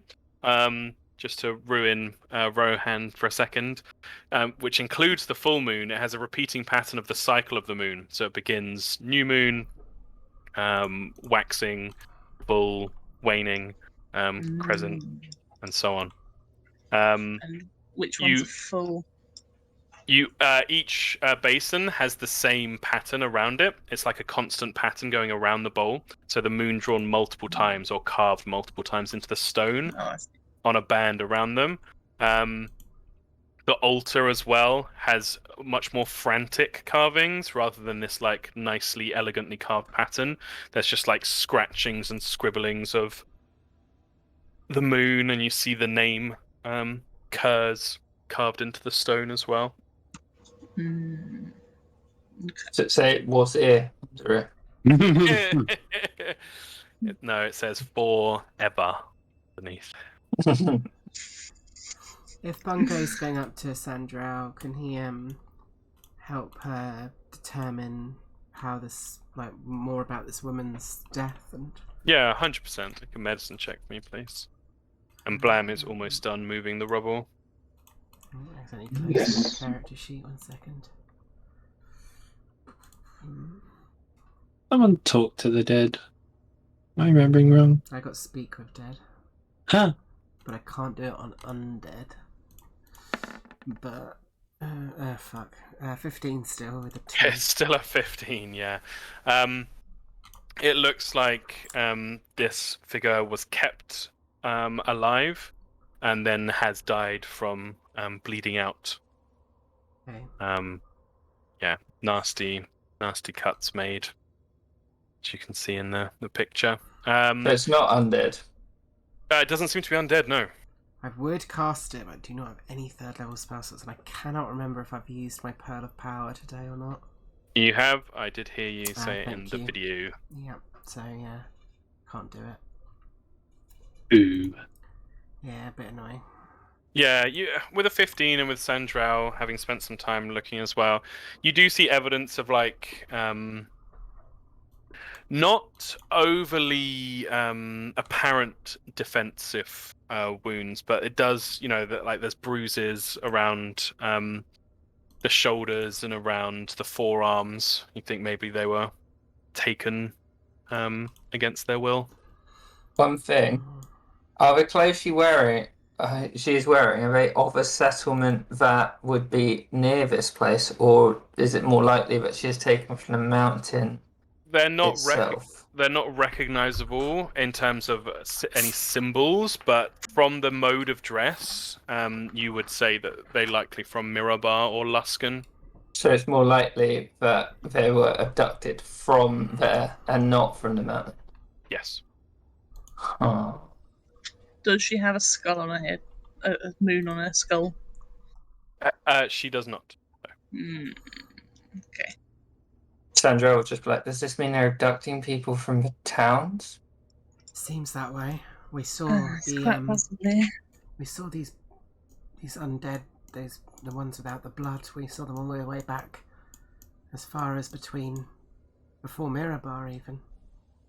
Is her face kind of not recognizable, but it's not so absolutely fucked up that her face has very little damage to it at all. If it wasn't for the rest of the scene, she'd look almost peaceful. She has sort of light brown hair. If you were to open her eyes, you would see green eyes. She probably was quite beautiful. In life, she looks like it. is gonna use her piece of parchment and use her feet where the brush, which is apart from a Kensai, and try and make a quick portrait of her face. Oh, amazing! I love that. Does it describe you doing a roll or anything, or it just happens? No, it just says I've got a proficiency of painter's supplies, which I do have. Fantastic. Yeah, you take a few minutes, and anyone nearby can see that your work is still developing, but shows real promise, and it's very respectful recreation. This woman. Am I remembering right? Didn't we see a bunch of missing posters in one of the towns? You did? Not a bunch. You saw a missing poster of a dwarven man.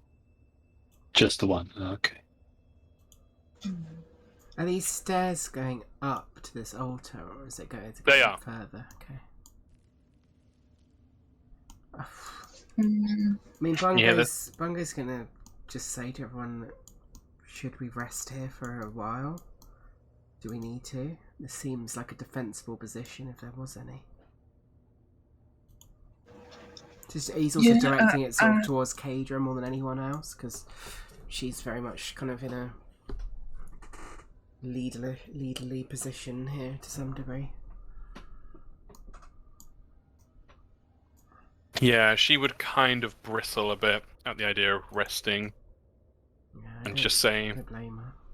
we are all whole, we are all as hearty as can be in this accursed place. Surely we press on. My brother could be desperately holding out for us right now. I just worry with the Atala was saying the magic that illusory force, that man, that was no illusion of the normal capabilities. That was some kind of projection. That is, as far as I'm aware, darling, powerful magic. If I am spent almost. I worry if we were to push on too quickly, then but I'm willing to push on either way if you think we should. I'm just saying we put ourselves at greater risk of danger if we... I don't think I can rest, knowing my brother might be beneath my feet. And they've already taken his armor. He's probably a prisoner. And think what they did to Dowden when we left him. Sorry, you left him. It's true. Yeah. Let's push on. Perhaps Lyra will lend us more help in need if we need it, Bungo. I think we've still got some fight in us. I'm far from useless. I'm just saying I'm not at my full strength. Yeah.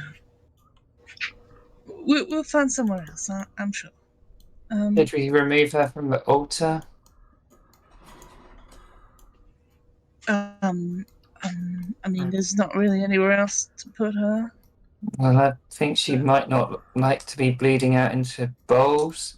I feel like we should at least have Grey investigate the altar properly first. These things in ritualistic circumstances, such as a temple like this, can be trapped, can be all kinds of things. I trust his eyes more than anyone else's. I mean, I might be able to see something, but I won't know what I'm looking at if it's to do with your arcana, magic, ritualistic mumbo jumbo. I trust you to spot it if it is there, though. You'll cast guidance on Grey. You doing, Grey? Yeah, I'll just check it out, see if I can see anything anyone might have missed, any marks, any writing, anything. Go ahead and make either perception or investigation with guidance. That's Is there any writing? D4? D4. 21. Yeah. Out of respect, Bungo and Sandral hadn't moved the body much, but you know better techniques previously used in a life that feels so long ago now to remove jewelry from sleeping people. Ways to manipulate the body without disturbing it too much. And you are able to kind of look behind the back of the woman on the stone, and you do notice that in the center of the altar there looks to be what is essentially a very small pressure plate, something that is held in position by the weight of the woman's body, that you think, were you to move her, would activate something that is a mechanism perhaps inside the altar itself. And he just turns around toward Bungo and gives him a smirk and a nod and just carefully puts her back and says, I don't think we should be moving her at all. And that's what we shall do then. Maybe we can recover her body on our exit from this place. But before we exit, I've been trying to figure out what it is to do with this moon business. Remember those books in that other room, Bungo? Yeah, yes. They mentioned the moon. Well, around this room there's several depictions, and I can't work out why. Because I'm not so smart enough. But there's several blood things that are not filled, and ones that are. Mm-hmm.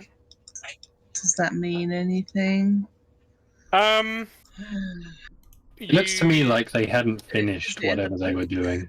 Yeah, I would. Yeah. I would say the immediate impression is that there doesn't seem to be any direct pattern. It's not like one describes a crescent moon, one's a waning moon, or anything like that. It looks like these bowls were in the process of being filled, perhaps through the same ritual bleeding as has been committed here, and seems to have been abandoned halfway through. And perhaps there's something to the fact that there are 8 bowls in total and 5 of them are filled. Gives you a sense of progress being made, but would we know which moon it is at the moment? Good question. Absolutely you would. You would all be fully aware that it's about to be a full moon. Okay. Is there anything about full moon in the book, particularly? Sorry. The books you have, if you start sort of rapidly leafing through, they just describe, they're very innocent, they describe the motion, the cycles of the moon, the effect on the tides, some describe some festivals across the Sword Coast and beyond. But again, there are these sneaky scribblings, as you said before, and the scribblings sort of, as you rummage through the books, talk about the power to do with the full moon and the moon reaching the peak of its cycle and being full in the sky. It also talks about different types of moons, when you have your harvest moons and what have you, and some that are sometimes referred to as the blood moon, which with Atala's intelligence she'd be aware is just something that happens with the atmosphere. How close are we to the full moon? You're 2 days, or 2 nights, I should say. Not this night, but the next night will be a full moon. She'd say to everyone, but she'd specifically say to Kadra, and I assume she would assume that is when it's at its height of its power. So maybe they haven't got long. Maybe. Perhaps they've been filling these bowls in the lead up to the full moon. Maybe something's going to happen on the full moon, and maybe that something is going to happen to Jorik. Yes, I agree.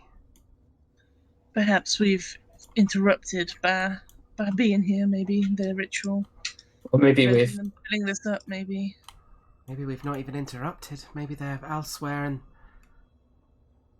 they'll return Well- to complete the ritual. Well, Right. this body is fresh, isn't it? Like, did I mistake that? yeah, it's, Yeah. Pretty fresh. Yeah.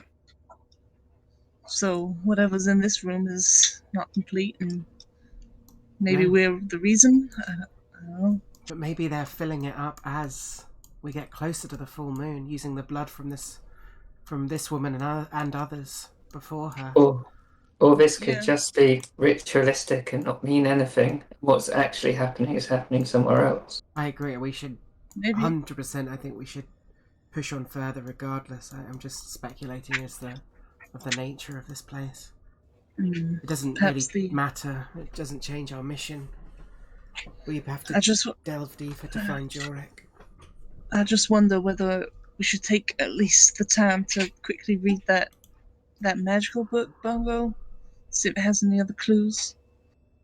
Yeah, While of we're course. here. He'll give it to Atala and then give her.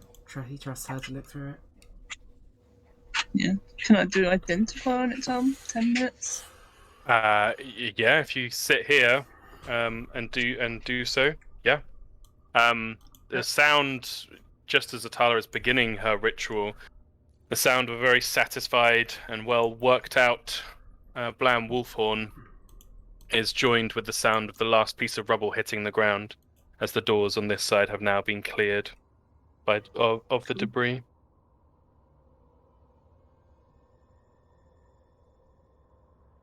And the doors themselves look like they were locked, but the falling of the rubble has warped and damaged the lock to the point where the doors are now unlocked. Mm.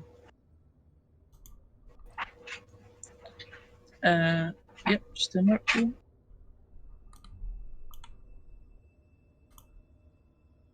Anybody else doing anything in this time? Not really. Kadra would definitely, with these doors open, go and look in the tunnel. Gray would probably check out the ones Blam's just uncovered. Oh, yep. You want to open the doors? If they look openable. They definitely do.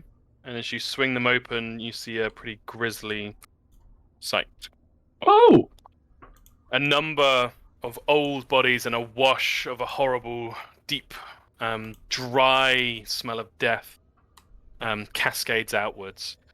The floor, a stone floor, is marked over and over again by what is clearly the frantic scratchings of a desperate, imprisoned group of people. There is blood out across the floor. It looks like perhaps the people that were in here turned on each other in their last desperate throes. And a number of bodies still with dry flesh cracking on the bone. Some scraps of cloth as well, but interestingly, it looks like most of whatever possessions these people had, clothing and equipment, seems to have been removed from them before they were placed in here. Gray kind of just holds his breath, trying to not be sick, and just steps out, shaking his head. Not having anything to do with that. Oriana would try look. See if there's anything interesting. You want to look amongst the bodies? Hmm. Yeah, roll an investigation or a perception check for me, please. Bungo Whichever you casts prefer. guidance on her. With guidance. Which one's D4 see if you've got a higher upwards. score? So investigation was perception. Same as with investigation. It's a -1 though. Oh, I'll do that. I thought it was just a normal. No more. But Bungo did do guidance, so if you go back, 17. roll a And little D4. Boop. Oh, Nice. Dirty Okay. With a 20, you look in amongst the bodies and kind of crouch down low so that your eye line is a bit more parallel with them. And you do see there is sort of a strange, be the word. It's not metal, but it does. There is a shine to it. Maybe perhaps a gem or something in the body, right in the corner over here. It looks like it's actually in the rib cage and the cavities there. Do you reach down to grab it and you move in? Okay. You reach down, and as you stretch your fingers between the ribs of this body, you're having to stretch and kind of give me your fingers in further to grab at it. And now that you're closer, you can see it looks almost like an uncut diamond or even a ruby. It looks like a large gem. And with that perception check from Bungo, you can see across it are multiple symbols, not the skull with the crescent moon, but instead the triangular symbol with the skull inside of Miracle that you saw before on the level above. Just as your fingers are just getting around it, the hand of the skeleton snaps up and grabs your wrist, and the face of the skull turns to look at you, and the jaw goes wide. And could you do a dexterity saving throw for me, please? Dexterity. Oh, too spooky. It's Halloween. It can be spooky. Sage. Normal roll. Boom. Nice. Okay. The hand grips you fully, and you notice that as your fingers touch this gem, the ground, the stone in the corner of the room begins to crumble and fall away into darkness, nothingness below. The rest of you hear the sound almost like a tiny little landslide of rocks parting and falling and scrabbling away. And Oriana, you try to scramble backwards as this skeleton is dragged down to this darkness and its arm is clamped firmly around your wrist. Can you do a strength saving throw for me, please, to see whether you are dragged down with it? I don't want to be dragged up. You shouldn't have gone poking dead things. It's what I do. Oh, 21. You pull back and you dig your heels into the stone, your feet scrabbling and scraping, sending little bits of gravel down into the abyss below. The skeleton holds on, and just with the strength of your shoulder and your back tensing, you manage to just rip its arm out of its socket. And the skeleton, with one last look at you, goes tumbling down into the abyss. You manage to hold onto the gem and scrabble your way back as the floor just gives way.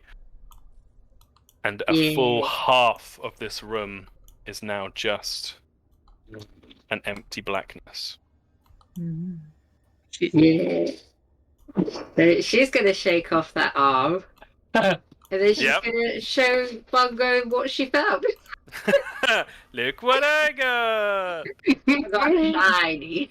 I nearly died. Yeah, Bungo. Yeah. Sort of point her in the direction of Atala, just like she'd know You gotta go magic straight? shit. Up to Atala then. And show her the shiny. Atala looks up briefly from her ritual. Just sort of nods. Goes back to it for a sec. Yeah, you can... Look at her shiny and just go, oh, okay, it's my shiny. Yeah, you can see across this this very rough gemstone. There are multiple repeats of this crudely carved symbol of a skull within a triangle. No sign of the crescent moon, anything like that. Okay. I'll identify it in a moment, maybe. She just says with hands full. Yeah, you can see Atala is like thumbs up. in the middle of this ritual. In the meantime, Kadra definitely would step through. How is Kadra seeing? That's a very good point. She would light a torch, put some light on. Right, 20. And Gray would have just asked Oriana what happened in there and if she's okay. She would just give 2 thumbs up. Hmm. She good. Easy, easy. Easy. Yeah, as Sandral, Gray, you move into this tunnel, you can see there is a smaller stone door at the end here, but also a stone door just here as well. Both are similar in size and look thinner, less strong than the big double doors that you just came through. Just wants to give it a look, investigate it, see if it's also locked and if it's also maybe trapped or whatever. Yeah, go ahead and make an investigation check.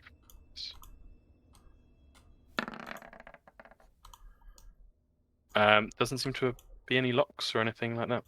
And it doesn't seem to be locked, doesn't seem to be any traps or anything. Again, can you hear anything on the other side? You cannot hear anything at all. Silent. Not Okay. even the drip this time. Very. You'd say it's like a big stone door. Yeah. Not huge like the one over here. But yeah, a human-sized door. Could one open it sneakily? Is that possible? Big, heavy stone door? You can do a stealth check, yeah. Even if just to get a gap to peek through. Mm-hmm.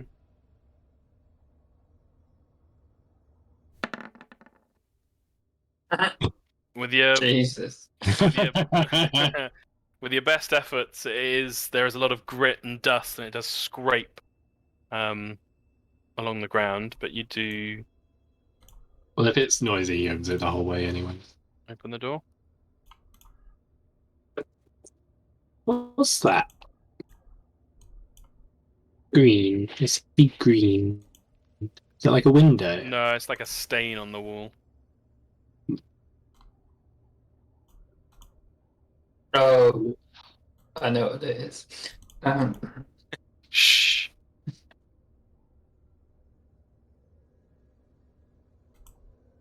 Big spooky room. Sanjay, sneakily go ahead. Yeah. Yeah, I'd be. check. Yeah, can I carry over my sneak? I'd totally be sneaking as well. Yep, for sure. Okay. Yeah, you think you're doing a pretty good job sneaking? Sandra just goes in. She's like, "Oh!" and she like slightly pushes Gray, like go out. Yeah. You step back. Just Same with Bongo. Just backing up. What did you say? Sandra closes the door. Yeah. Let's not go in that room. It is a bad room. Did they? Stay quiet. Yeah. Am I right in thinking there was no movement?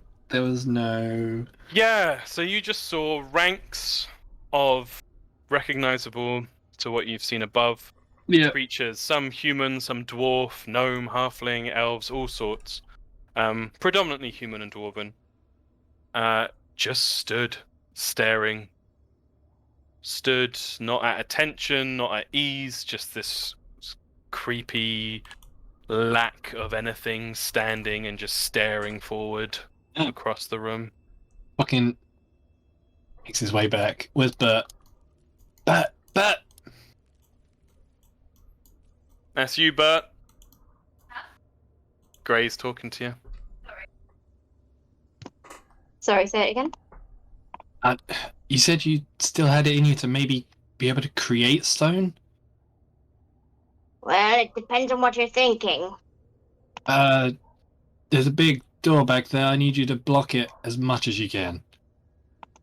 Very well, boss. Okay. Yeah, just seal it shut. Sorry, I'm just seeing what I need to do. Yeah, fuck it, why not? I just wrote to Hannah, have you seen the castle door? I was like, have you seen the castle? Oh god, that room's scary. Yeah, there you go. Bones of the earth outside the door.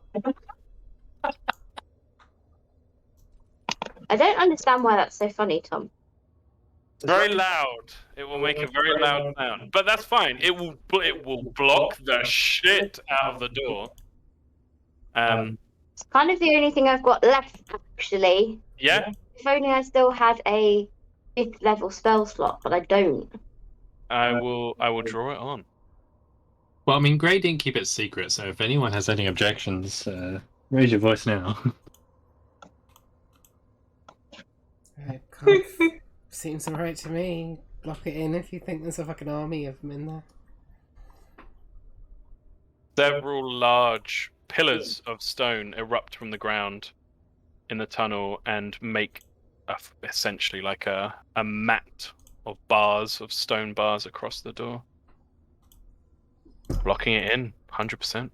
That sounds cool. Let's carry on then, shall we? What the hell? At least they can't sneak up on us now. And those pillars are going to stay there. It's not like a concentration or anything. That's a great question. Let me have a quick read. Please say they do. I'm assuming Bert would have known that, and he would have mentioned that, and otherwise Bert's staying here for a while. Don't give him too much credit, Stefan. Don't give me too much credit, Stefan. Bones of the earth. Oh, must be wide now. This is until the rubble's cleared, so probably. It's an area which, when reduced to 0 hit points, a pillar crumbles into rubble, which creates an area of difficult terrain. Pillars created under a creature, blah blah blah, presented, pinch, blah. Yeah, I think they're just there. Yeah, They do have hit points. they do have hit points. Hopefully they are immune to necrotic damage just being pieces of stone. True. Right. I mean, there are 6 of them with 30 hit points. It might last 3 turns. Quite a lot of it. So, like, okay. It's done now. Should I assume we're not going that way? Says Kadra. Unless you want to fight Absolutely. 30 bloodless, I don't think so. See. I think it was more than that, Sandy. I saw. Let's just go. Bungo, you've got quite perky ears. I don't suppose we won't wander too far away from you, but could you maybe just hang here for a moment and keep an ear out if you maybe hear anything beyond these pillars? Of course. I don't know, any noise, running, screaming, scratching, anything. He nods. Thank you. Yeah, carry on ahead. Yeah, Kadra goes up to this door. It is locked. Smash it down. Gray kind of remembers Sandrell doing it once before. Would you like the honors? I might as well give it a try. Yeah. She'll get to a door. Give it a little once over. And Gray's going to kind of watch and observe and study her technique. If he's got any pointers or anything. Looks like a clear door with a heavy metal locking mechanism that you think could be picked. No traps. She would explain to Gray how she broke into someone's house once to get some food. We all got to start somewhere, little lady. And also, yeah. Thieves' tools is sleight of hand. Yes. Yep. Oh! Oh! Quick, efficient. Actually uses the. Oh, I don't know what equipment Sandra has, but improvises with something stronger than the picks to lift some of the tumblers inside and make sure her picks aren't damaged. And without any issue, unlocks the door. Do you open the door? Yes, she would. Yes. On the other side, you see a large room. The Ooh. floor is marked stone tiles, larger than the ones you've seen previously in the large ritual chamber. Here, there are scratches and marks, though many of them don't look like they came from fingernails or claws, but instead from large metallic tools. Along the wall on your left are a series of nasty-looking hooks and spikes, many with old blood stains upon them. 4 large stone beds, essentially, are laid out at the end of the room, and you see 3 bodies upon 3 of them, and one of them is empty. As you step a little bit more into the room, you can see around the corner there is a door right next to you. This one actually isn't made of stone. This one is made from a very old grey-looking wood. And further into the chamber around the corner, you can see what looks like the remains of some kind of hole in the wall that looks like a purposeful structure. Some old abandoned dusty wood on the floor next to it, and the beginnings of different workbenches and a notable, recognizable grinding whetstone for sharpening implements. Maybe you should go open that grey door, Grey, seeing as your name is Grey. Very quickly before I do, it's the first thing I thought. So, can I see any signs along the floor, I guess?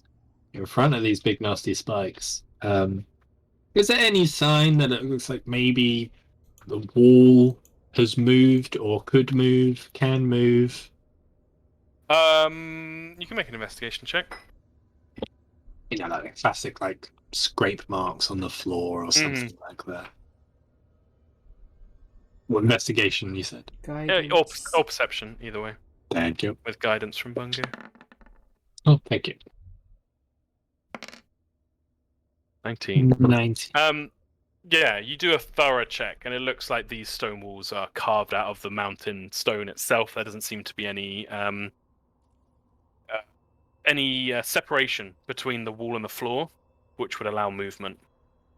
Yeah, them spikes should stay put. Yes. Cool. Bungo, in your time standing there and listening out, you haven't heard any sounds of scratching or scraping or anything. Okay, good. He hasn't forgotten you. He'll come back when he needs you. Yeah, I give this door a go then. This door is unlocked. There's no locking mechanism or anything. It's a simple wooden door with a handle. Okay. Again, can I hear anything behind it? No or sounds. see any sound? No? Okay. No, nothing. Very carefully try and open it up then. Yeah. As you open the door, you can see a large pile of discarded crap. Clothing, coats, some of it looking very old, mildewed, rotten, others looking more recent. And you see a small wooden chest at the end. If Sandy tried to push past, Gray would have probably put his hand up, kind of do it himself. He would slowly, bit by bit, just move this crap sort of a bit out of the way, just so he can keep an eye on the floor underneath it. Yeah, it's cold, old. Some of it feels damp, but it's recognizably clothing from a number of different people.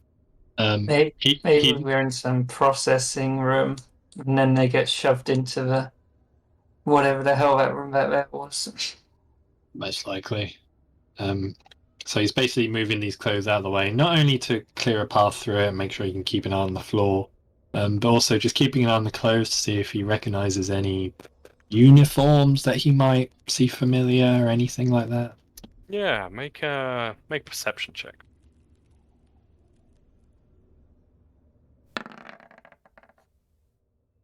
Yeah, with a 16, the clothes are all here in front of you. You take your time and you move things apart with your boot or with your hands.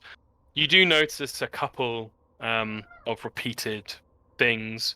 You notice there are quite a few sets of very simple dark grey like an overall, like a work overall, with an embroidered letters of GS on them, and the GS stand on top of a shield, like a shield outline behind them. Apart from that, you notice the red axe, which is the symbol of Mirabar, a few times. Beyond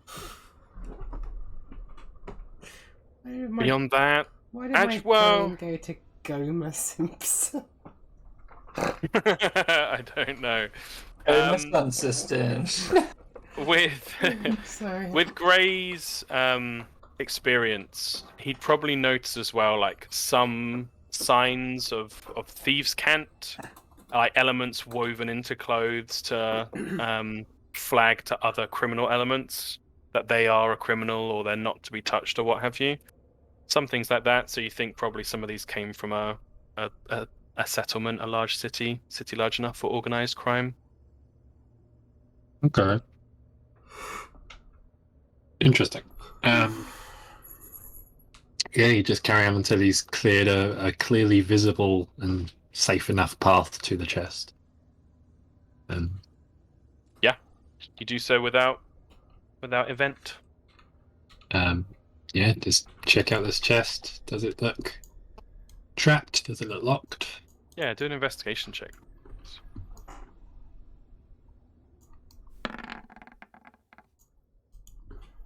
$18. You take your time. You do something you've done 100 times before. Pass over the chest, look for wires, look for a lock. There is no lock. It just looks like a simple wooden chest. You look behind, kind of scrape the point of a dagger underneath just to see if there's anything there. Looks completely clear. Looks like a very simple wooden chest without even a lock to it. Okay. Take a peek inside, I guess. Yeah, you open up the chest and nothing leaps out at you. Inside, there is just what's the word I want? A jumble of different things. There are necklaces, rings, there are small tools, nothing big, there are no weapons. In here there are bandages, there are talismans, religious symbols, things that people carry in their pockets, a scattering of coins, of different mints. Some of the more precious possessions, then, basically. Yeah. Just for my interest, Tom, is this a recreation of a dungeon we did the one shot in? Yes, this is where you began. Yeah, and we ended where that thing came out, the big ghosty voice. Yep. Yeah. Yeah, you won't touch any of it. You just leave it all in there. None of it's particularly of note, and yeah, it's got nothing to do with him. Just looks at Sandrell and gives her a shake of the head. Maybe we should just gonna look at these guys. Yeah. Gray would beckon others to follow if he wanted. Maybe not quite Bungo yet, but if anyone else wanted to join them. Yeah, Kadra would come in. This would Kira shadowing her. Yeah, Sandrell, you go to these bodies. It's a fairly sorry sight. The bodies look drained of all blood, similar to the creatures you've seen before. But these ones look completely lifeless. Their skin is marked with different cuts and holes, like small puncture wounds. There is blood all around them, dried and old, and they lie still with a layer of dust gathering on them. Gray, maybe you should check that possession box. Maybe it'll give, if there's nothing in there, maybe Jorak hasn't. She points at these guys. Sorry, looking at which box for what? This box over here, to see if there's anything that he might recognise as Jorak's. I assume, looking through it, I would have noticed anything like that. Yeah, there was some symbols of Bahamut, but nothing that was recognizably Up on Joric. this mountain, I'm not surprised. Tom, Yeah. would there be anything that Ethelbert would recognize from any people going up and down the mountain that he's seen, or up and down Mount Archelon that he's seen? Not just Joric, but like anyone. Yeah, lots of people. Well, shit. Mhm. He would communicate that with the group then. Be like, we may have a bit of a problem here. Sorry, I didn't. I'm walking here. Oh, I said that so many times. Yeah, no, recognizably travelers, miners, like tourist elements, people from Mirabar. You recognize the garb of people who are from Luskan. If you're communicating with each other, Gray would probably think that might be where the criminal elements come from. Any of them have told Ethelbert that they would travel?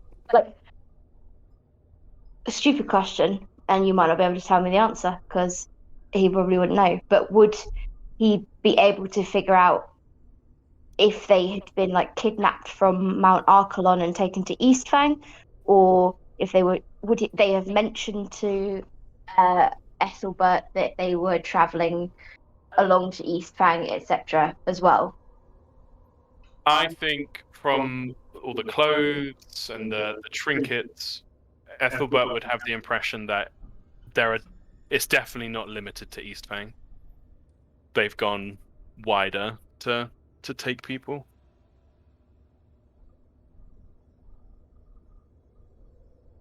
Uh-oh. They've gone global. Yeah, as you go around the corner, Gray, you see a set of sharp surgeons, implements, knives, swords for Seems as cutting much. through bone, syringes, other things to pierce or manipulate the physical body. You see a basin filled with blood, and the blood is still liquid, though thickened considerably, perhaps with time.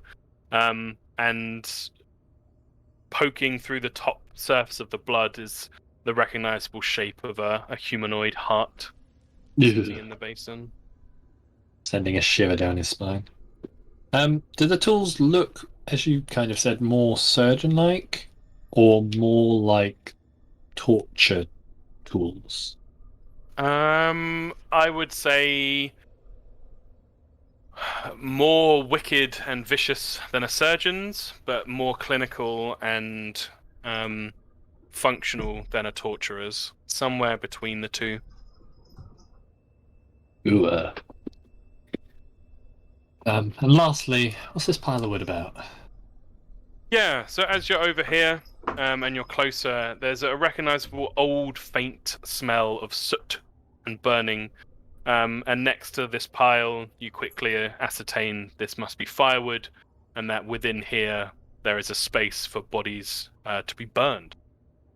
And there is plenty of black ash sitting inside that space. Mm-hmm. Oh, so can we sort of see in, and it's not like a deep tunnel or anything, it is just a little furnace of sorts. Yeah, it's a furnace, a space for burning to happen. Yeah. It must be the rejects, I guess. But yeah, if you think back to the ledger, there were things about that. Does that mean we need to go in that room? Thinking back, this does seem a bit like a dead end. You mean the one we blocked off? Yeah. Oh. Wasn't black? Oh no, wait. Wasn't there another little blocked off alcove opposite the portcullis? There was a collapsed tunnel, yeah. Perhaps that's worth checking out. Yeah. I think so. But then they couldn't have used it themselves, I guess. Unless they used it and blocked themselves behind them. Yeah, good point. Did we ever look down into the abyss that Oriana nearly fell?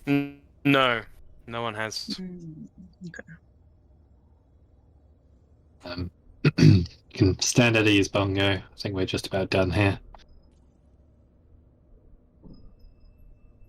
Unless you wanted to have a look yourself in back there, but may not be anything worth noting. Just sort of nods and gestures him to take lead.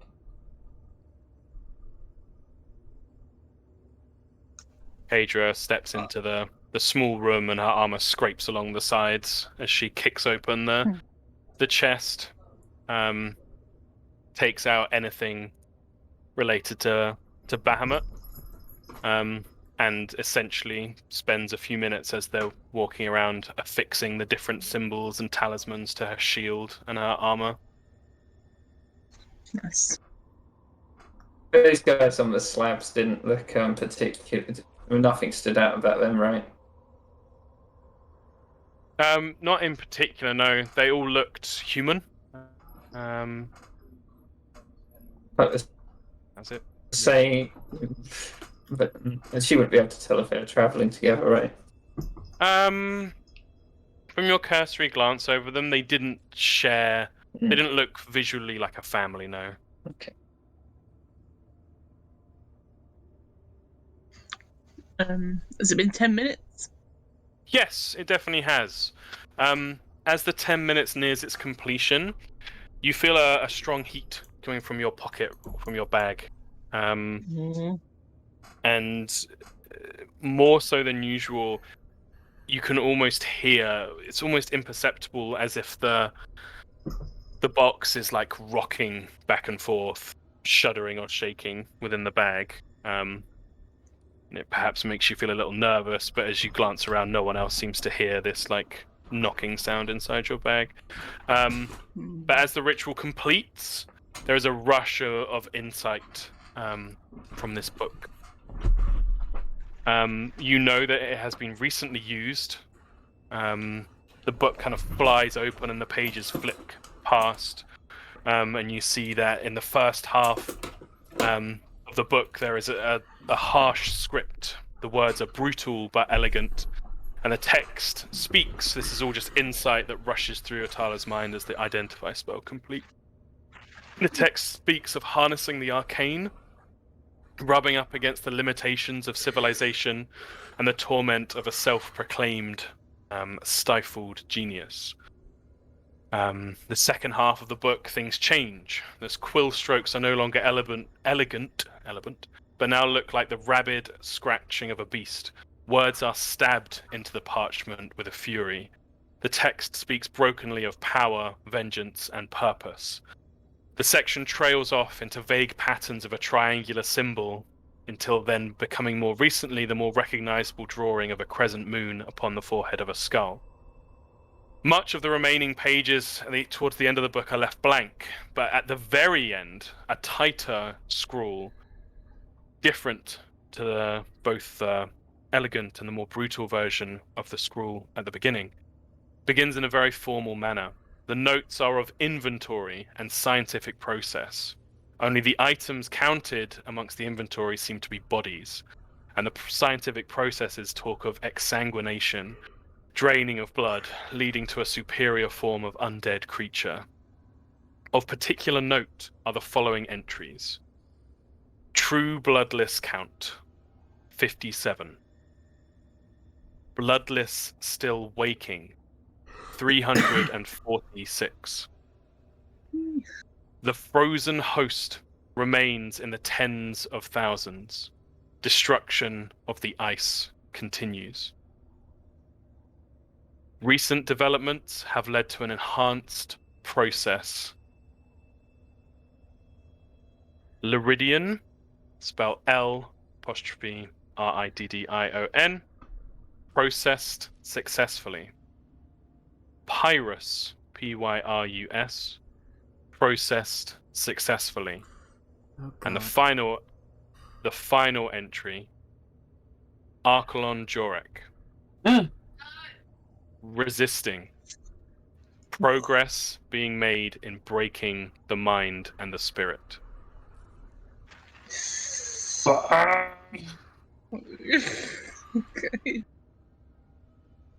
I'll add that to Oh, journals. no. So only Atala. Atala feels Uh, this only rush of Atala, insight, apparently. and is essentially transferred the knowledge of the book immediately without needing to read it. You feel with the identify spell a very, very, very dark presence of necromancy. A powerful magic user has been in long connection with this tome. Well, appropriately, it started pissing down now as well. I did that.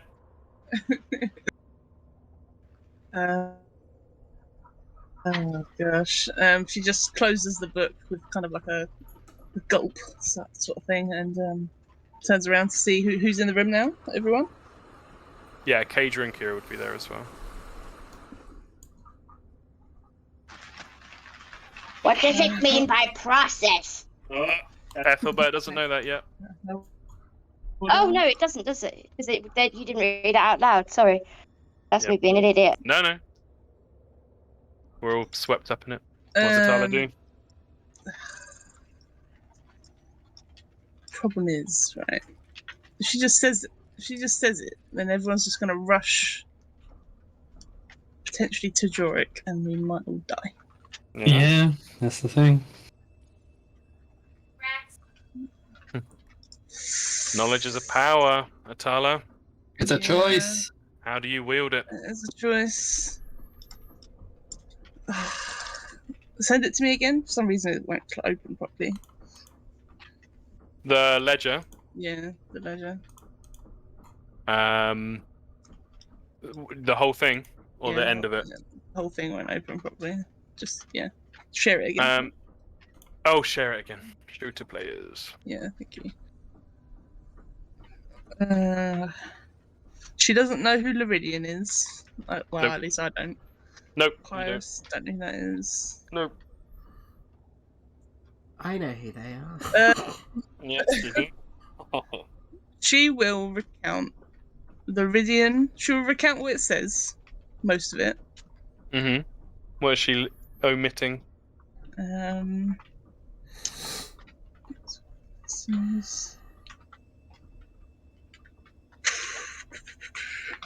Can I ask a question in a second as well, Tom? Yeah, of course. Not on my account, because I know that Ethelbert wouldn't, but would any of the party recognise the names as ones from the missing poster you mentioned in the tavern earlier on? No. Oh, damn it. Oh, I thought it was being so smart then.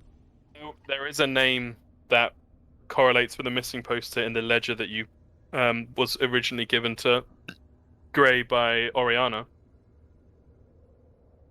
But not this one, no. She will say everything in the book, everything up till Jorik, Mm-hmm. and she'll say, there's someone mentioned in this book, Liridian, processed successfully, Paris, processed successfully, and then there's Archelon Jorik, with nothing else. Would Ethelbert recognise any of the names from people, travellers on the mountain, as discussed earlier? Yeah, Ethelbert and Bungo can make history checks, and Sandral can make a history check. I'm really good at history. Nope. I have no idea. And Blam, actually. Blam can make a history check. If he wants to. Oh, History. On Blam, natural 20. History. He was my best mate. From school. Oh, who's my brother lad's mother's boy? Oh, got dirty 20. Damn, that's got Very- +5 to history. Yeah, very nice. So I think this does denote time limit, but no conclusion just as of yet. Sandra, Atala, I don't think anyone's challenging it, but just for my benefit, can you make a deception check, please? Yeah.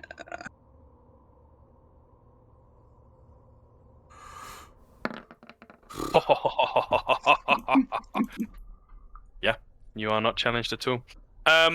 So, Sandral, the names twig slightly. Something you've read, you think about adventurers. Blam and Aethelbert, you come to the same information from different angles. Aethelbert, I think you probably witnessed these people, an adventuring group, whose name I do have somewhere, but I don't have it on my Roll20, so I'll bring that up next session. But an adventuring group made up of 4. Isn't it the something light? I seem to remember. Something to do with light, yeah. Light bringers. A group of adventurers who worked out of Mirabar and specialized in clearing places. So both from the same adventuring group, sorry. Yes, both those names you remember as being part of the adventuring group. Blam, I think you probably would have seen them from your time spent since last campaign. You've been around this area and they would have operated in this area and probably would have sought you out because rumors sort of went around Luskan of the strange man with his little fishing boat around the very north of the coast, and they probably would have checked in on you.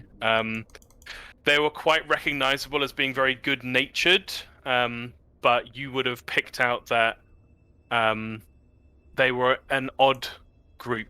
They had an Aasimar, a very recognizable Aasimar amongst them, with golden, shining, like golden eyes, and genuinely like a barely perceptible halo around their head, very righteous, though not the leader of the group. The leader of the group was a fighter, a human fighter, the least eclectic element of the group. So between you and Aethelbert, you'd remember that that you think Loridian is the Aasimar, and that Pyrrhus refers to a cleric in the group, who was referred to as Pyrrhus the Cold Flame, due to the fact that his clerical domain was light and fire, but that he had a very cold demeanor. He was very sort of stoic and serious.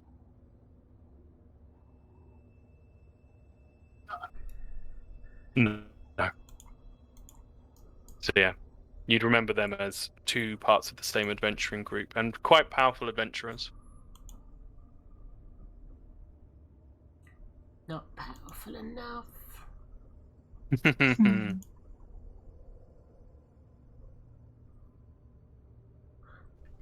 Okay. Atala would have put the book in her bag, by the way, right next to the cube.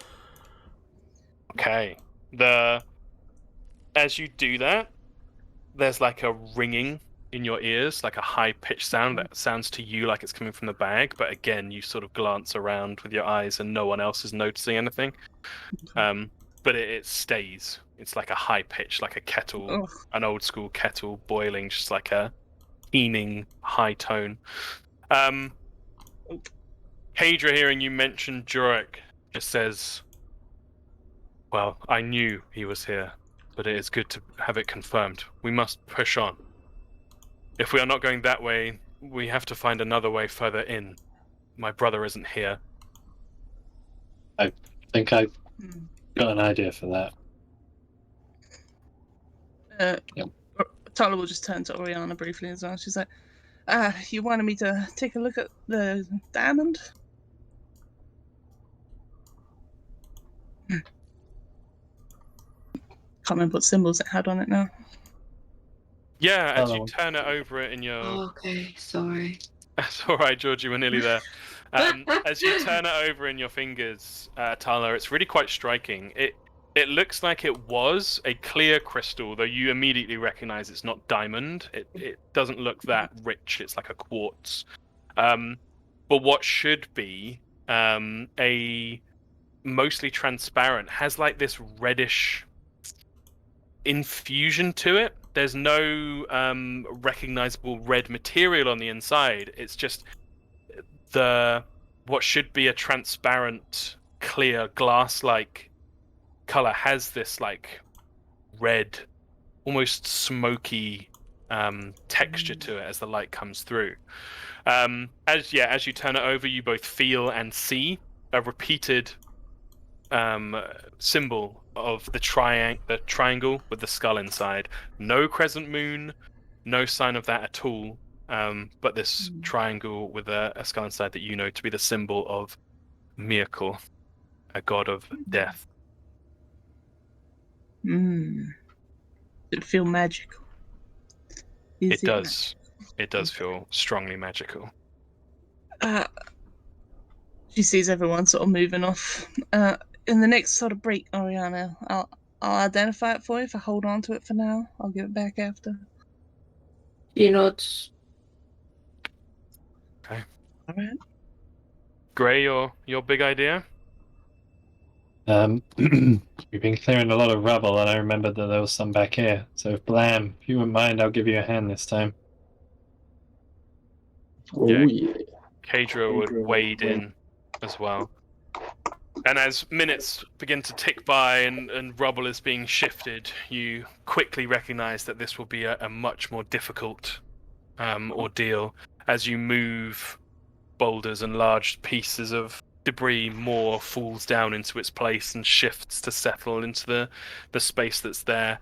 You do make some progress. You begin to see a small gap appearing at the top of the pile between the top and the roof of the tunnel beyond.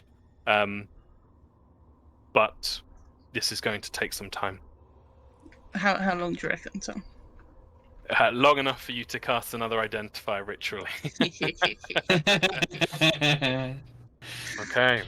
But with the beginning of space starting to show at the top of the pile, the muscle moving, all these rocks and shifting around, some of you left to your thoughts at all the different things you've seen here. And Atala casting a ritual spell once more. We will end today's session there. Hannah just laughing at everyone moving rocks when she could just cast telekinesis and make it life really easy.